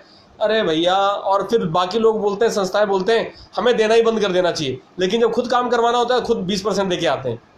कोई लोन अप्रूव कराना है, वहाँ कमीशन देके आते हैं। ये सिस्टम ही ऐसा बना के रखा हुआ है। अब फिर बोलते हैं कि यार भ्रष्टाचार खत्म करना है। तो अपनी परिवार की जब ऊपर बात आती है, अपने ऊपर बात आती है, तो लोग बोलते हैं यार भ्रष्टाचार कैसे खत्म। हमने सरकार को एक स्लाइड के अंदर, वन सिंगल स्लाइड में आपके साथ शेयर करने वाला हूँ, पूरा सोल्यूशन दे दिया है। करना ना करना सरकार के ऊपर है, आप भी स्लाइड को देखना, पूरी की पूरी फाइल सोशल मीडिया के अंदर हम शेयर करने वाले हैं। आप अपने नाम से सरकार को भेजिए, हमें कोई दिक्कत नहीं है। वन यू के हटा दीजिए उसमें से, अपनी संस्था के नाम से भेजना उससे भेजिए, हमें कोई दिक्कत नहीं है। वन यू के हटा दीजिए उसमें से, लेकिन काम हो, सरकार के ऊपर दबाव बढ़े। हम ये चाहते हैं हमारा उत्तराखंड खुशहाल बने, हमारे उत्तराखंडी खुशहाल बने, हम लोग आगे बढ़ें। करप्शन कैसे खत्म करना है, वन लास्ट स्लाइड में आपको दिखाना चाह रहा हूँ। बहुत बहुत बहुत आसान है, बहुत आसान दिखाना चाह रहा हूँ आप साथी। How to eradicate corruption from government departments. Eradicate का मतलब है जड़ से समस्या को खत्म करना, कभी दोबारा पैदा ही ना हो। तो हमने सबसे पहले बोला आइडेंटिफाइंग द करप्शन। पहले करप्शन को आइडेंटिफाई करना जरूरी है कि नहीं। उसके बाद validation of the corruption charges, उसको वैलिडेट करना जरूरी है। किसी ने आइडेंटिफाई कर दिया वहां पर है, लेकिन वैलिडेट कौन करेगा। और उसके बाद हमने बोला punishment to the corrupt person और ऑफिशियल्स, जो करप्ट लोग हैं या ऑफिशियल्स हैं उनको क्या पनिशमेंट मिलनी चाहिए। फिर फाइनली हमने बोला reward to the government and whistle blower. Whistle blower का मतलब है जिसने करप्शन के ऊपर अगेंस्ट आवाज़ उठाई है, ये कैसे होगा। तो इसके अंदर हमने पूरी प्लानिंग सरकार को बताई है। मैं आपको पढ़ के बता देता हूँ, लास्ट स्लाइड है। तो और जो भी साथी इस वीडियो को देख रहे हैं, प्लीज़ मैं निवेदन करता हूँ सबके साथ शेयर कीजिए। बहुत बड़ी जानकारी है, बहुत आसान है सारी चीज़ इम्प्लीमेंट करना। नीयत चाहिए, एक अच्छी नीयत चाहिए अपने लोगों के लिए, अपने क्षेत्र के लिए काम करने की एक अच्छी नीयत चाहिए। महेश भी जी कह रहे हैं ये सरकार कुछ नहीं कर सकती है। सर हमारा काम है सरकार के पास जाना, उनको बोलना आपको ये करना है। अगर सरकार नहीं करेगी तो जिस भी तरह से विरोध होता है सही तरीके से, वो सारे तरीके से विरोध करेंगे। और हम गारंटी देते हैं अपनी ओर से पूरा प्रयास करेंगे। अगर सरकार ने ये काम नहीं किया तो सरकार दोबारा इस सत्ता में नहीं आएगी, कभी नहीं आएगी। इसका हम पूरा प्रयास करेंगे। ये प्रयास की हम गारंटी देते हैं। होगा नहीं होगा वो सब आप लोगों पे डिपेंड करता है। आप और हम लोग अगर मिलके काम करेंगे, सही दिशा में ईमानदारी के साथ काम करेंगे, तब जाके बदलाव आएगा। हमने क्या ऑप्शन, हमने क्या बोला सरकार को इससे करप्शन से निजात पाने के लिए। आप ध्यान से सुनिएगा प्लीज, सबके साथ शेयर भी कीजिए। Optimally use the system and anti corruption agencies as in case of police where we have informers. हमने कहा कि पुलिस के डिपार्टमेंट के अंदर इन्फॉर्मर्स होते हैं, इसी तरीके का सिस्टम आप जो एंटी करप्शन एजेंसीज है इसके अंदर आप इन्फॉर्मर्स जो मुखबिर होते हैं, मुखबिर का सिस्टम अपना बनाइए। मुखबिर का सिस्टम बनाइए जिस तरह से पुलिस डिपार्टमेंट के अंदर होता है, जो मुखबिरी करें, इसका एक सिस्टम। उनको पैसा मिलता है, यहाँ भी मिलेगा, मुखबिरी का सिस्टम। दूसरा, एक जागरूकता सरकार को फैलानी है। वो बोलेंगे स्प्रेड अवेयरनेस। हमने कैसे करना है वो बताएंगे कि भाई अगर आपको कोई इस तरह की जानकारी मिलती है तो आप कहाँ जाएं, किससे मिलें, क्या बात करें, इस तरह की एक अवेयरनेस फैलाएं। ऑलरेडी सरकार का एंटी करप्शन डिपार्टमेंट है, लेकिन उसके लिए क्या फ़ोन नंबर है, कहाँ जाना है, कैसे जाना है, बहुत दिक्कत होती है। बहुत सिंपल तरीका है, हर ग्राम प्रधान के पास एक सूची होनी चाहिए कि भाई अगर तुम्हें कहीं भी किसी भी सरकारी डिपार्टमेंट का नंबर चाहिए वो हमसे ले लो। हर ग्राम प्रधान के पास ये होना चाहिए। खत्म हो गया ना, कितना टाइम लगता है। जिस तरह से हम सरकारी योजनाओं की भी बात कर रहे थे, वो लिंक जो है वो ग्राम प्रधान के पास होना चाहिए। खत्म हो गया, हमें इन्फॉर्मेशन चाहिए, अपने ग्राम प्रधान को बोलना है, वो सीधा व्हाट्सएप कर देगा, काम खत्म। करेगा कौन, करेगा कौन, हम करेंगे। कोई नहीं करेगा तो हम करेंगे। आगे आता हूँ। हमने बोला कि एक पोर्टल बनाओ, सरकार को एक पोर्टल बनाओ अपनी, ऑलरेडी उनकी वेबसाइट है, वहाँ पे एक लिंक चले जाए, उसमें बंदे अपनी कंप्लेंट डालते हैं कि भाई जैसे बैंक अधिकारी करप्शन कर रहा है, या कोई जिला अधिकारी करप्शन कर रहा है, या कोई तहसील के अंदर करप्शन कर रहा है, कोई भी छोटा बाबू बड़ा बाबू क्लर्क है, कोई करप्शन कर रहा है। पोर्टल बना दो, एनोनिमस, नाम ना आए, आपका नंबर भी ना आए, आपका एड्रेस कुछ ना आए, एनोनिमस रिपोर्ट जाए जो गुप्त रखी जाएगी। और उसके बेसिस पे जो हमने इन्फॉर्मेशन के नेटवर्क की बात कर रहे हैं, वो इन्फॉर्मर्स जो पुलिस डिपार्टमेंट के अंदर जिस तरह से मैंने बताया मुखबिर होते हैं, वो मुखबिर उन पर काम करें, उनके असाइन हो जाए चुपचाप, और वो देखें कंप्लेंट क्या जेन्युइन है कि नहीं। अभी आप मुझसे बहुत सारे लोग सवाल पूछेंगे कि सरकार ऐसा क्यों करेगी। मैं आपको बताऊंगा सरकार ऐसा क्यों करेगी, आपको बताने वाला हूँ सरकार ऐसा क्यों करेगी, आने वाला हूँ उस पॉइंट पे। अब होता है वैलिडेशन ऑफ करप्शन चार्जेस, क्योंकि जो मुखबिर हैं या जो अपना तंत्र है, क्योंकि कई बार क्या करता है सरकारी अधिकारी ही अपना वेश बदल के चले जाते हैं, दूसरे डिपार्टमेंट में चले जाते हैं, खुद ही एक क्लाइंट बन के चले जाते हैं जो डोनेशन देता है। आपको पता बहुत कॉमन है, ये बहुत कॉमन है। तो उत्तराखंड सरकार भ्रष्टाचार क्यों मिटाएगी, मैं आ रहा हूँ उस पॉइंट पे, है ना। और नहीं मिटाएगी तो इस सरकार को खुद मिटना पड़ेगा उत्तराखंड से। ये अभी हम सरकार के साथ चल रहे हैं, सरकार के विरोध में जाने वाले हैं बहुत जल्दी अगर ये चीज़ें इम्प्लीमेंट नहीं हुई तो ये हम वैलिडेट करना पड़ेगा कि हाँ ये करप्शन चार्जेस जेन्युइन है, ये बिल्कुल यहाँ पे भ्रष्टाचार हुआ है। अब इसके बाद अगला स्टेप क्या होता है, तो सरकार क्या करती है, जनरली ना सस्पेंड कर देते हैं। ऑफिसर को सस्पेंड कर दिया 3 महीने के लिए, 6 महीने के लिए, 1 महीने के लिए, आधी उसको सैलरी दे दी और उसको बोला कि ठीक है सस्पेंड कर दिया। हमारी थोड़ी थॉट्स जो हमारी सोच है वो थोड़ी दूसरे टाइप की है। हमने बोला क्या करना है, हमने सरकार को बोला आप उसको सस्पेंड मत कीजिए, ना उसको नौकरी से निकालिए, टर्मिनेट मत कीजिए, आप उसको नौकरी करने दीजिए।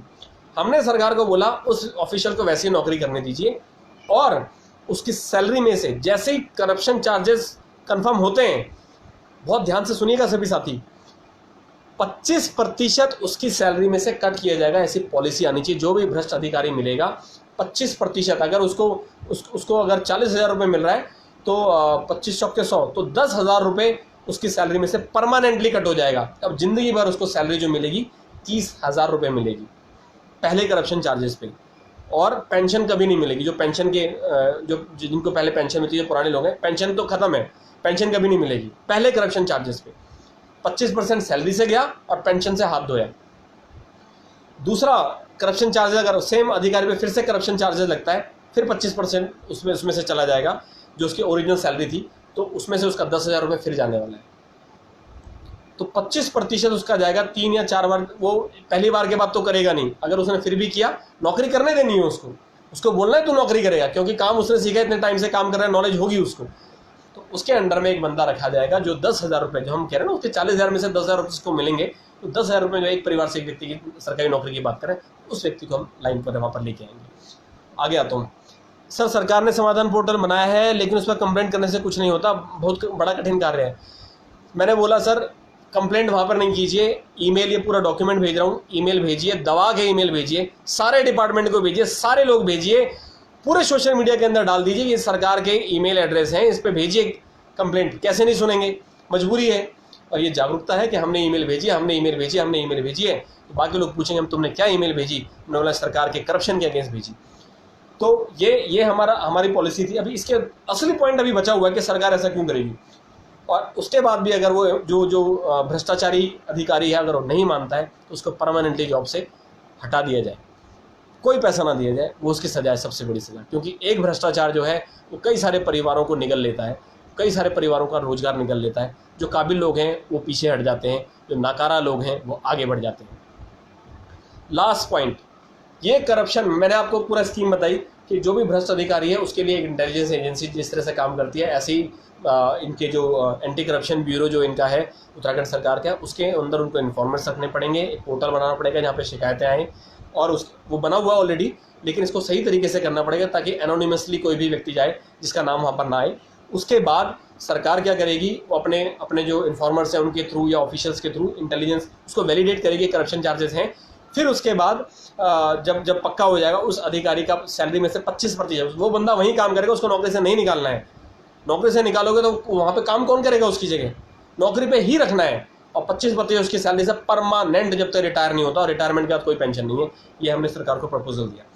अब होगा क्या, जो उसकी 25% जो सैलरी आएगी ना, बहुत ध्यान से सुनना इस चीज़ को, उसमें से 10% तो जिस बंदे ने ये आइडेंटिफाई किया है उसके अकाउंट में, जिस तरह से उसकी महीने की मंथली सैलरी उसके अकाउंट में ट्रांसफर होती थी, जिस व्यक्ति ने भ्रष्टाचार उजागर किया है उसका 10%, जैसे 40,000 सैलरी थी, 25% 10,000 रुपये काटना है, तो 1,000 रुपये महीना उसके अकाउंट में, जब तक उस बंदे की सैलरी, जब तक उसका रिटायरमेंट नहीं होता, 1,000 रुपये हर महीने उसके अकाउंट में आना चाहिए, ताकि वो मोटिवेट हो कि मुझे और ऐसे भ्रष्टाचारी लोगों को सामने लेके आना है। वो रेगुलर उसके पास मंथली इनकम आनी चाहिए, क्योंकि वो उसका रिवार्ड बनता है, वो उसका रिवार्ड है, वो उसका इनाम है कि उसने ऐसे लोगों को बाहर निकाल के लेके आया। और बाकी जो 15% है वो सरकार के अकाउंट में आना चाहिए, गवर्नमेंट रिजर्व अकाउंट में जाना चाहिए, उस पैसे का सही जगह इस्तेमाल हो। तो 10,000 में से जो हमने बोला 10,000 है, उसमें से 10% जो है इस बंदे को मिल जाए। सॉरी, 10,000 25% का 25% में से 10% इसका हो, तो यानी 40,000 का 4,000 मिलेगा इस व्यक्ति को, 1,000 नहीं, सॉरी 4,000 रुपये मिले इस व्यक्ति को, इस विसल ब्लोअर को, इस बंदे को जिसने ये भ्रष्टाचार उजागर किया है। और 6,000 रुपये जाए सरकार के रिजर्व अकाउंट के अंदर। तो अगर मेरे पास, मैंने 2 लोगों का भ्रष्टाचार उजागर किया, 4,000 रुपये, 40,000 के हिसाब से मानता हूँ, 8,000 रुपये तो मुझे बैठे बैठे मिल गया, तो वो बंदा वहाँ पे सक्सेसफुल हो गया, सरकार के पास 12,000 रुपये आ गया। तो दो केस उजागर करने में सरकार के पास भी पैसा आ गया, और वो सरकार के पास जो पैसा आया है वो फिर से वही वन फैमिली वन जॉब के अंदर फिर से लगा सकता है। Yogendra Retudi replying to this, 100 crore का घोटाला करने वाला 40,000 सैलरी वाला नहीं हो सकता। 10,000 तो एक एग्जाम्पल है सर, बिल्कुल सही, मैंने केवल एग्जाम्पल दिया है सर। ये जो करप्शन होता है नीचे लेवल से शुरू होता है, ऊपर लेवल तो बाद में जाता है। तो नीचे लेवल पे अगर इस तरह की पॉलिसी बनती है जिसमें सरकार को भी फ़ायदा है और उजागर करने वाले को भी फ़ायदा है, तो सरकार को ये काम ज़रूर करना चाहिए। क्योंकि सरकार 40,000 रुपये, जिस व्यक्ति को 40,000 तो है भी नहीं मेरे ख्याल से, कम 50,000 60,000 रुपये सैलरी है, जब सरकार उस बंदे को निकाल के 10,000 रुपये वाला बंदा लेके आएगी तो आप सोचो सरकार का रेवेन्यू कितना बढ़ेगा। हमारा पूरा का पूरा ऑब्जेक्टिव ये है कि सरकार ऐसे भ्रष्ट लोगों को इमीडिएटली निकाले और उसकी जगह पे हम खुद ही बोल रहे हैं 10,000 रुपये पे काम करने वाला व्यक्ति अगर लाना चाहते हो आप ले आओ। उसके अंदर स्किल सेट नहीं है तो उसको सिखाई जाए, वो चीज़ें कंप्यूटर सिखाया जाए, इंटरनेट सिखाया जाए। हमारे पास ऑलरेडी स्किल सेट के बहुत अच्छे उत्तराखंड के अंदर सेटअप हो सकता है। हम चाहें कि सरकार इस तरह से काम करे। ये जो पैसा आ रहा है इसी जगह तो लगाया जाएगा। उत्तराखंड को एक आदर्श राज्य बनाने के लिए, खुशहाल राज्य बनाने के लिए, डेवलप्ड स्टेट बनाने के लिए ये उत्तराखंड सरकार को करना पड़ेगा। ये पैसा सरकार को इससे बढ़िया सोल्यूशन कौन देगा कि भाई भ्रष्ट आप बोलते हो कि सैलरी के अंदर इन्होंने कितना बताया, ये सैलरी के अंदर इनका जो बजट सरकार दे रही है, आपको दिखाना चाहूँगा वेतन भत्तों में कितना जा रहा है। रुपया जाता है, ये उत्तराखंड सरकार का बजट है, रुपया जाता है 30%। 30% जो रुपया जा रहा है, 30% ये केवल वेतन में जाता है। तो हम तो आपका सर इतना बढ़िया सोल्यूशन कर दिया कि वेतन आपका इमीडिएटली आपके पास इतना बढ़िया बजट आने वाला है कि अगली बार उत्तराखंड के अंदर किसी तरह की समस्या नहीं होगी, सारी समस्याओं का निदान मिल जाएगा। इससे बढ़िया बजट आपको कौन देगा सर? इससे बढ़िया प्रपोजल आपको कहाँ से मिलेगा? भ्रष्ट आप कहते हो आपका बजट नहीं है, हमने आपको बजट के सारे सॉल्यूशन बता दिए, हमने आपको कंपनी बता दी, हमने आपको भ्रष्टाचार का सॉल्यूशन बता दिया। अब इस बार बताइए कि सरकार काम करेगी कि नहीं करेगी, और आप जो साथी हमारे साथ जुड़े हुए हैं, आप साथी वन यू की टीम के साथ मिलकर काम करेंगे कि नहीं करेंगे।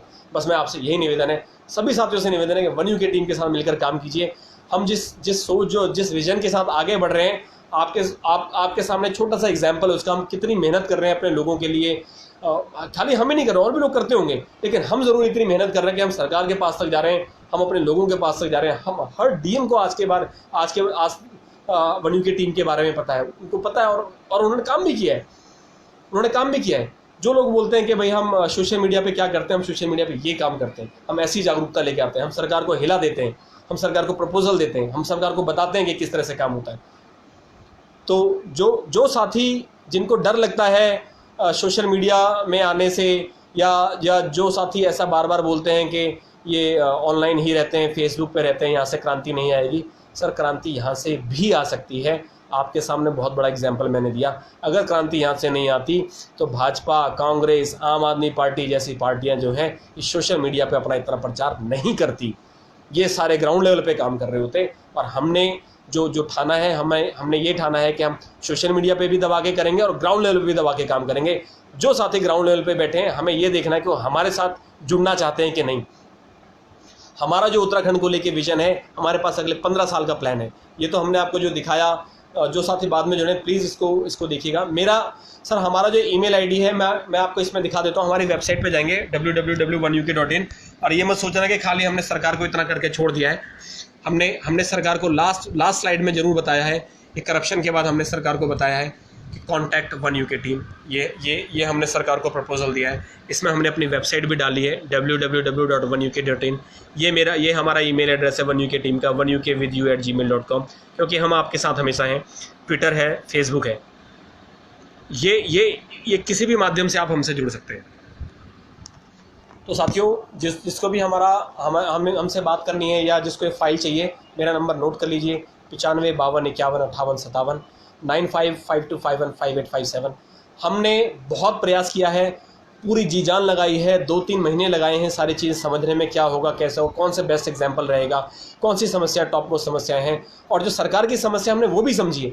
हमने खाली लोगों की नहीं, हमने खाली क्षेत्र की नहीं, हमने किसी व्यक्ति विशेष की नहीं, हमने सरकार की भी समस्याएं समझी हैं कि सरकार आज हमें कहती है हमारे पास बजट नहीं है। तो हमने सरकार को ये प्रपोजल दिया कि आपके पास बजट इस तरीके से बढ़ सकता है, इमीडिएटली बढ़ाना है तो करप्शन का एग्जाम्पल जो हमने दिया, इस तरीके से एक पॉलिसी फॉर्म करने के अंदर आपको हार्डली 1 महीना लगेगा, पूरा स्ट्रक्चर तैयार करने में हार्डली 1 महीना लगेगा। उसके बाद से भ्रष्ट अधिकारियों को, भ्रष्ट लोगों को निकालो, उनकी जगह कम पैसे में अच्छा काम करने वाले व्यक्तियों को लाओ, उनको गारंटीड नौकरी दो। 10,000 रुपये महीने की सरकार का बजट जो है मात्र 5% खर्च होने वाला है। जिसने भी ये पूरा वीडियो देखा उसको पता चल गया होगा।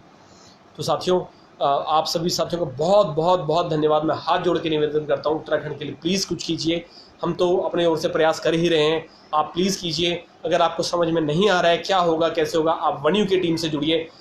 मैंने आपको पहले भी बताया कि वन यू की टीम से जुड़ने का अर्थ है कि आप खुद ही उत्तराखंड के अंदर बहुत बड़ा बदलाव लेके आएंगे। इसमें दिनेश बिष्ट, अजय, शंकर, जसपाल, लाल सिंह जी, ये नेगी जी, रावत जी, बिष्ट जी, ये कोई भी अकेला व्यक्ति कुछ नहीं कर सकता है जब तक हम टीम बनकर काम नहीं करेंगे, मिलकर काम नहीं करेंगे, अच्छे विजन को लेके काम नहीं करेंगे। हमारे पास उत्तराखंड को बदलने के लिए 15 साल का विजन रेडी है। ये छोटा सा एग्जाम्पल मैंने आपको दिखाया है कि अगर इतना काम होता है, उत्तराखंड सरकार ने ये काम कर दिया, तो कोई बाई का लाल नहीं है जो उत्तराखंड सरकार को, इस भाजपा सरकार को जीतने से रोक सकता है। अगर उन्होंने काम किया, इसमें हमने कोई सी भी ऐसी बात नहीं करी है जो सरकार के अगेंस्ट है। बिल्कुल सरकार के कोई विरुद्ध नहीं है। सरकार की जो परेशानी हमने उनको समझा है, उनको सॉल्यूशन दिया है। उन्होंने अगर इसको भी इम्प्लीमेंट नहीं किया तो फिर हम सरकार के बिल्कुल जिस तरह से हम पक्ष में बात करते हैं, इसी तरह से हम विपक्ष में बात करेंगे। उसके लिए चाहे हमें राजनीति में आना पड़े, चाहे हमें सोशल मीडिया पे कैंपेन चलानी पड़े, क्योंकि जो सही है सही है, जो गलत है गलत है, हम वो बोलने की हिम्मत रखते हैं। और जो भी साथी हमारे साथ जुड़ना चाहते हैं, हमारी वेबसाइट पे आप रजिस्ट्रेशन कर सकते हैं। मेरा व्हाट्सएप नंबर 9552515857 9552515857। आप उस पर मैसेज कर सकते हैं कि मुझे फ़ाइल चाहिए और मैं आप सबको ये फ़ाइल भेजूँगा। सरकार के जो ईमेल जो थी, आप अगर अपना व्हाट्सएप पे मुझे ईमेल एड्रेस देंगे तो मैं आपको वो पूरा का पूरा ईमेल जो हमने सरकार को भेजा, वो पूरा ईमेल आप सबको फॉरवर्ड करूँगा। आप अपने नाम से, अपनी संस्था के नाम से इस चीज़ को आगे बढ़ाइए। हमने सबकी परेशानी को समझने का प्रयास किया है और सबको सोल्यूशन बताया। खाली ऐसा नहीं कि यार यहाँ पे ये नहीं हो सकता, वो नहीं हो सकता, ऐसे नहीं होगा, वैसे हो, कौन होगा, कैसे होगा, ये सब बकवास बातें हैं। परेशानी गिनाना और खाली सजेशन देना बहुत अच्छा लगता है कि सरकार को तो वहाँ पर ऐसा कर देना चाहिए। कैसे होगा, पूरा प्लान सामने रख के लाना बहुत ज़रूरी है। बहुत मेहनत करी है, आप सब भी मेहनत कीजिए, आगे बढ़िए, मिलकर काम कीजिए, एक नए उत्तराखंड को बनाने में अपना योगदान दीजिए। ऐसा काम कीजिए जो आपको आपके दिल को फील हो कि हाँ यार, मैंने कुछ किया अपने लोगों के लिए, अपने उत्तराखंड के लिए कुछ किया मैंने। सक्सेसफुल हो चाहे ना हो, लेकिन हमने कुछ किया है। और सक्सेसफुल होना गारंटीड है। जब हमारे साथ लाखों हज़ारों लोग समान मानसिकता के जुड़ जाएंगे, हम 100% सफल होंगे। कोई माई का लाल नहीं रोक सकता है हमें, लेकिन बिल्कुल एक दूसरे पे विश्वास हो कि हाँ, हमें विश्वास है अपने लोगों पे, हमें विश्वास है कि हम कर सकते हैं। और सबसे पहले विश्वास खुद पर होना चाहिए। और आज को कल को मुझे भी लगता है यार, मैं कैसे करूँगा यार, इतनी सारी चीज़ें कैसे। लेकिन अगर जब हम किसी को लीड करते हैं, लीडरशिप वाली बात आती है, अगर मैंने ही अपना विश्वास कम कर दिया, मेरा ही विश्वास खो गया, तो मैं आप लोग मुझ पर क्या मुझसे क्या उम्मीद रखेंगे। इसीलिए आपके साथ बहुत सारे लोग जुड़े हुए हैं। और जब आप लोग आगे काम करेंगे तो आपको अपना मनोबल कभी भी डाउन नहीं करना है, बिल्कुल नीचे नहीं गिराना है। अपना मनोबल हमेशा स्ट्रांग रखना है कि हाँ, ये मैं कर सकता हूँ। हमने तो जिम्मेदारी उठा रखी है, हम तो करेंगे ही करेंगे। जो होगा देखा जाएगा, सक्सेस मिले ना मिले, लेकिन कोई भी मल के अंदर मलाल नहीं छोड़ेंगे अपने उत्तराखंड के लिए, अपने उत्तराखंडियों के लिए। कोई बढ़िया काम नहीं किया, कोई मलाल नहीं छोड़ने वाले हैं, सब काम करेंगे। और उत्तराखंड हमें साफ़ सुथरा चाहिए। हमने शुरू से बोला है, एक बार हमारे तरीके से काम हो, सही तरीके से काम हो, हमारे लोग सक्षम बने, फिर देखिए किस तरह से उत्तराखंड के अंदर से गंदगी साफ़ होती है। आप सभी साथियों का बहुत बहुत धन्यवाद। प्लीज़ इस वीडियो को सबके साथ शेयर कीजिए। और जो भी साथी मुझे व्हाट्सएप नंबर भेज रहे हैं, अपना फ़ोन नंबर भेजें, प्लीज़ आप मेरा नंबर नोट कर लीजिए। मेरे पास समय नहीं होता है, 200-500 कमेंट्स आते हैं, बिल्कुल टाइम नहीं मिल पाता। मैं बहुत से लोगों का फ़ोन भी नहीं उठा पाता हूँ, मैं क्षमा चाहता हूँ। मेरा कॉल बैक ज़रूर आएगा। किसी वजह से मैं आपका व्हाट्सएप नहीं देख पा रहा हूँ तो मुझे क्षमा कीजिएगा। समय का बहुत अभाव है, बहुत बड़े काम करने हैं, आप लोगों को भी, हम लोगों को भी, हम सबको मिल के काम करने हैं। तो प्लीज़ मैं निवेदन करूंगा, आप हमारे वन के वेबसाइट पे जाएं, अपने ईमेल भेजें। आप व्हाट्सएप, हमारे जो ग्रुप हैं हमारी वेबसाइट के अंदर, सारे ग्रुप्स में एक बार ये सारी चीज़ आप लोगों को दिखाना चाहूँगा। बहुत इंपॉर्टेंट चीज़ है, प्लीज़ एक बार देख लीजिए और सभी साथियों के साथ शेयर कीजिए प्लीज़। ये हमारी वेबसाइट है oneuk.in। आप देखेंगे oneuk.in हमारी वेबसाइट है, oneuk.in। इसको जैसे आप खोलेंगे इस तरह से आपको नज़र आएगा ज्वाइन वन यूके। इस पर आप कहीं भी क्लिक कर सकते हैं, एक पेज खुल जाएगा। इसके अंदर आपको अपने ज़िले के फेसबुक पेज से आप जुड़ सकते हैं, आप अपने क्षेत्र के व्हाट्सएप ग्रुप से जुड़ सकते हैं। सबसे आसान हमें जुड़ना है, व्हाट्सएप ग्रुप पे आप क्लिक कीजिए।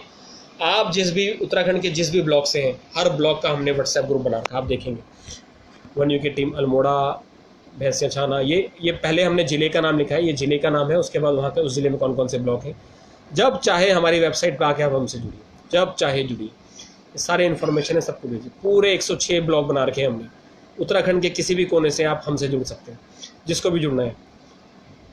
तो साथियों बहुत बहुत धन्यवाद। आज का सेशन लंबा था क्योंकि हमारे जो काम है, जिस उद्देश्य को लेकर आगे बढ़ रहे हैं, जो विज़न है वो बहुत बड़ा विज़न है। और बहुत बहुत धन्यवाद। प्लीज़ इसको सबके साथ शेयर कीजिए। जय उत्तराखंड, जय हिंद। अपना आत्मविश्वास कभी कम ना हो। और जाने से पहले मैं हमेशा की तरह एक शेर सुनाता हूँ, तो वो शेर मैं फिर से सुनाना चाहूँगा कि बस कुर्सी की ताकत पे हर कोई करता मनमानी है, तू हाथ पे हाथ धरा बैठा है, किस बात की तेरी जवानी है, और रगों में तेरी बहता है क्या उत्तराखंड की हालत देख, उबल गया तो खून है और ठंडा रहा तो पानी है। तो अजय भाई जी कल आए थे, उन्होंने भी एक शेर सुनाया था, वो भी हम कई बार लोगों को बताते हैं कि या तो हम फरियाद करें। आज हम उत्तराखंड सरकार से फरियाद कर रहे हैं, इसके माध्यम से जो हमने प्रपोजल उत्तराखंड सरकार को भेजा है, इसके माध्यम से हम उत्तराखंड सरकार से फरियाद कर रहे हैं कि प्लीज़ उत्तराखंड के अंदर एक परिवार से एक व्यक्ति को सरकारी नौकरी लेके आएँ, भ्रष्टाचार खत्म करें। और इसीलिए हम कहते हैं कि या तो हम फरियाद करें या फिर ज़रूरत है जंग की। अगर सरकार ने प्रपोजल नहीं माना या इस तरह की चीज़ों पे जल्दी काम नहीं किया, कुछ अच्छी पॉलिसीज़ लेके नहीं आए, तो फिर समय जंग का होगा। तो या तो हम फरियाद करें या फिर ज़रूरत है जंग की। सोचते हैं कैसे बदलें हम तस्वीर अपने उत्तराखंड की। जय उत्तराखंड, जय हिंद।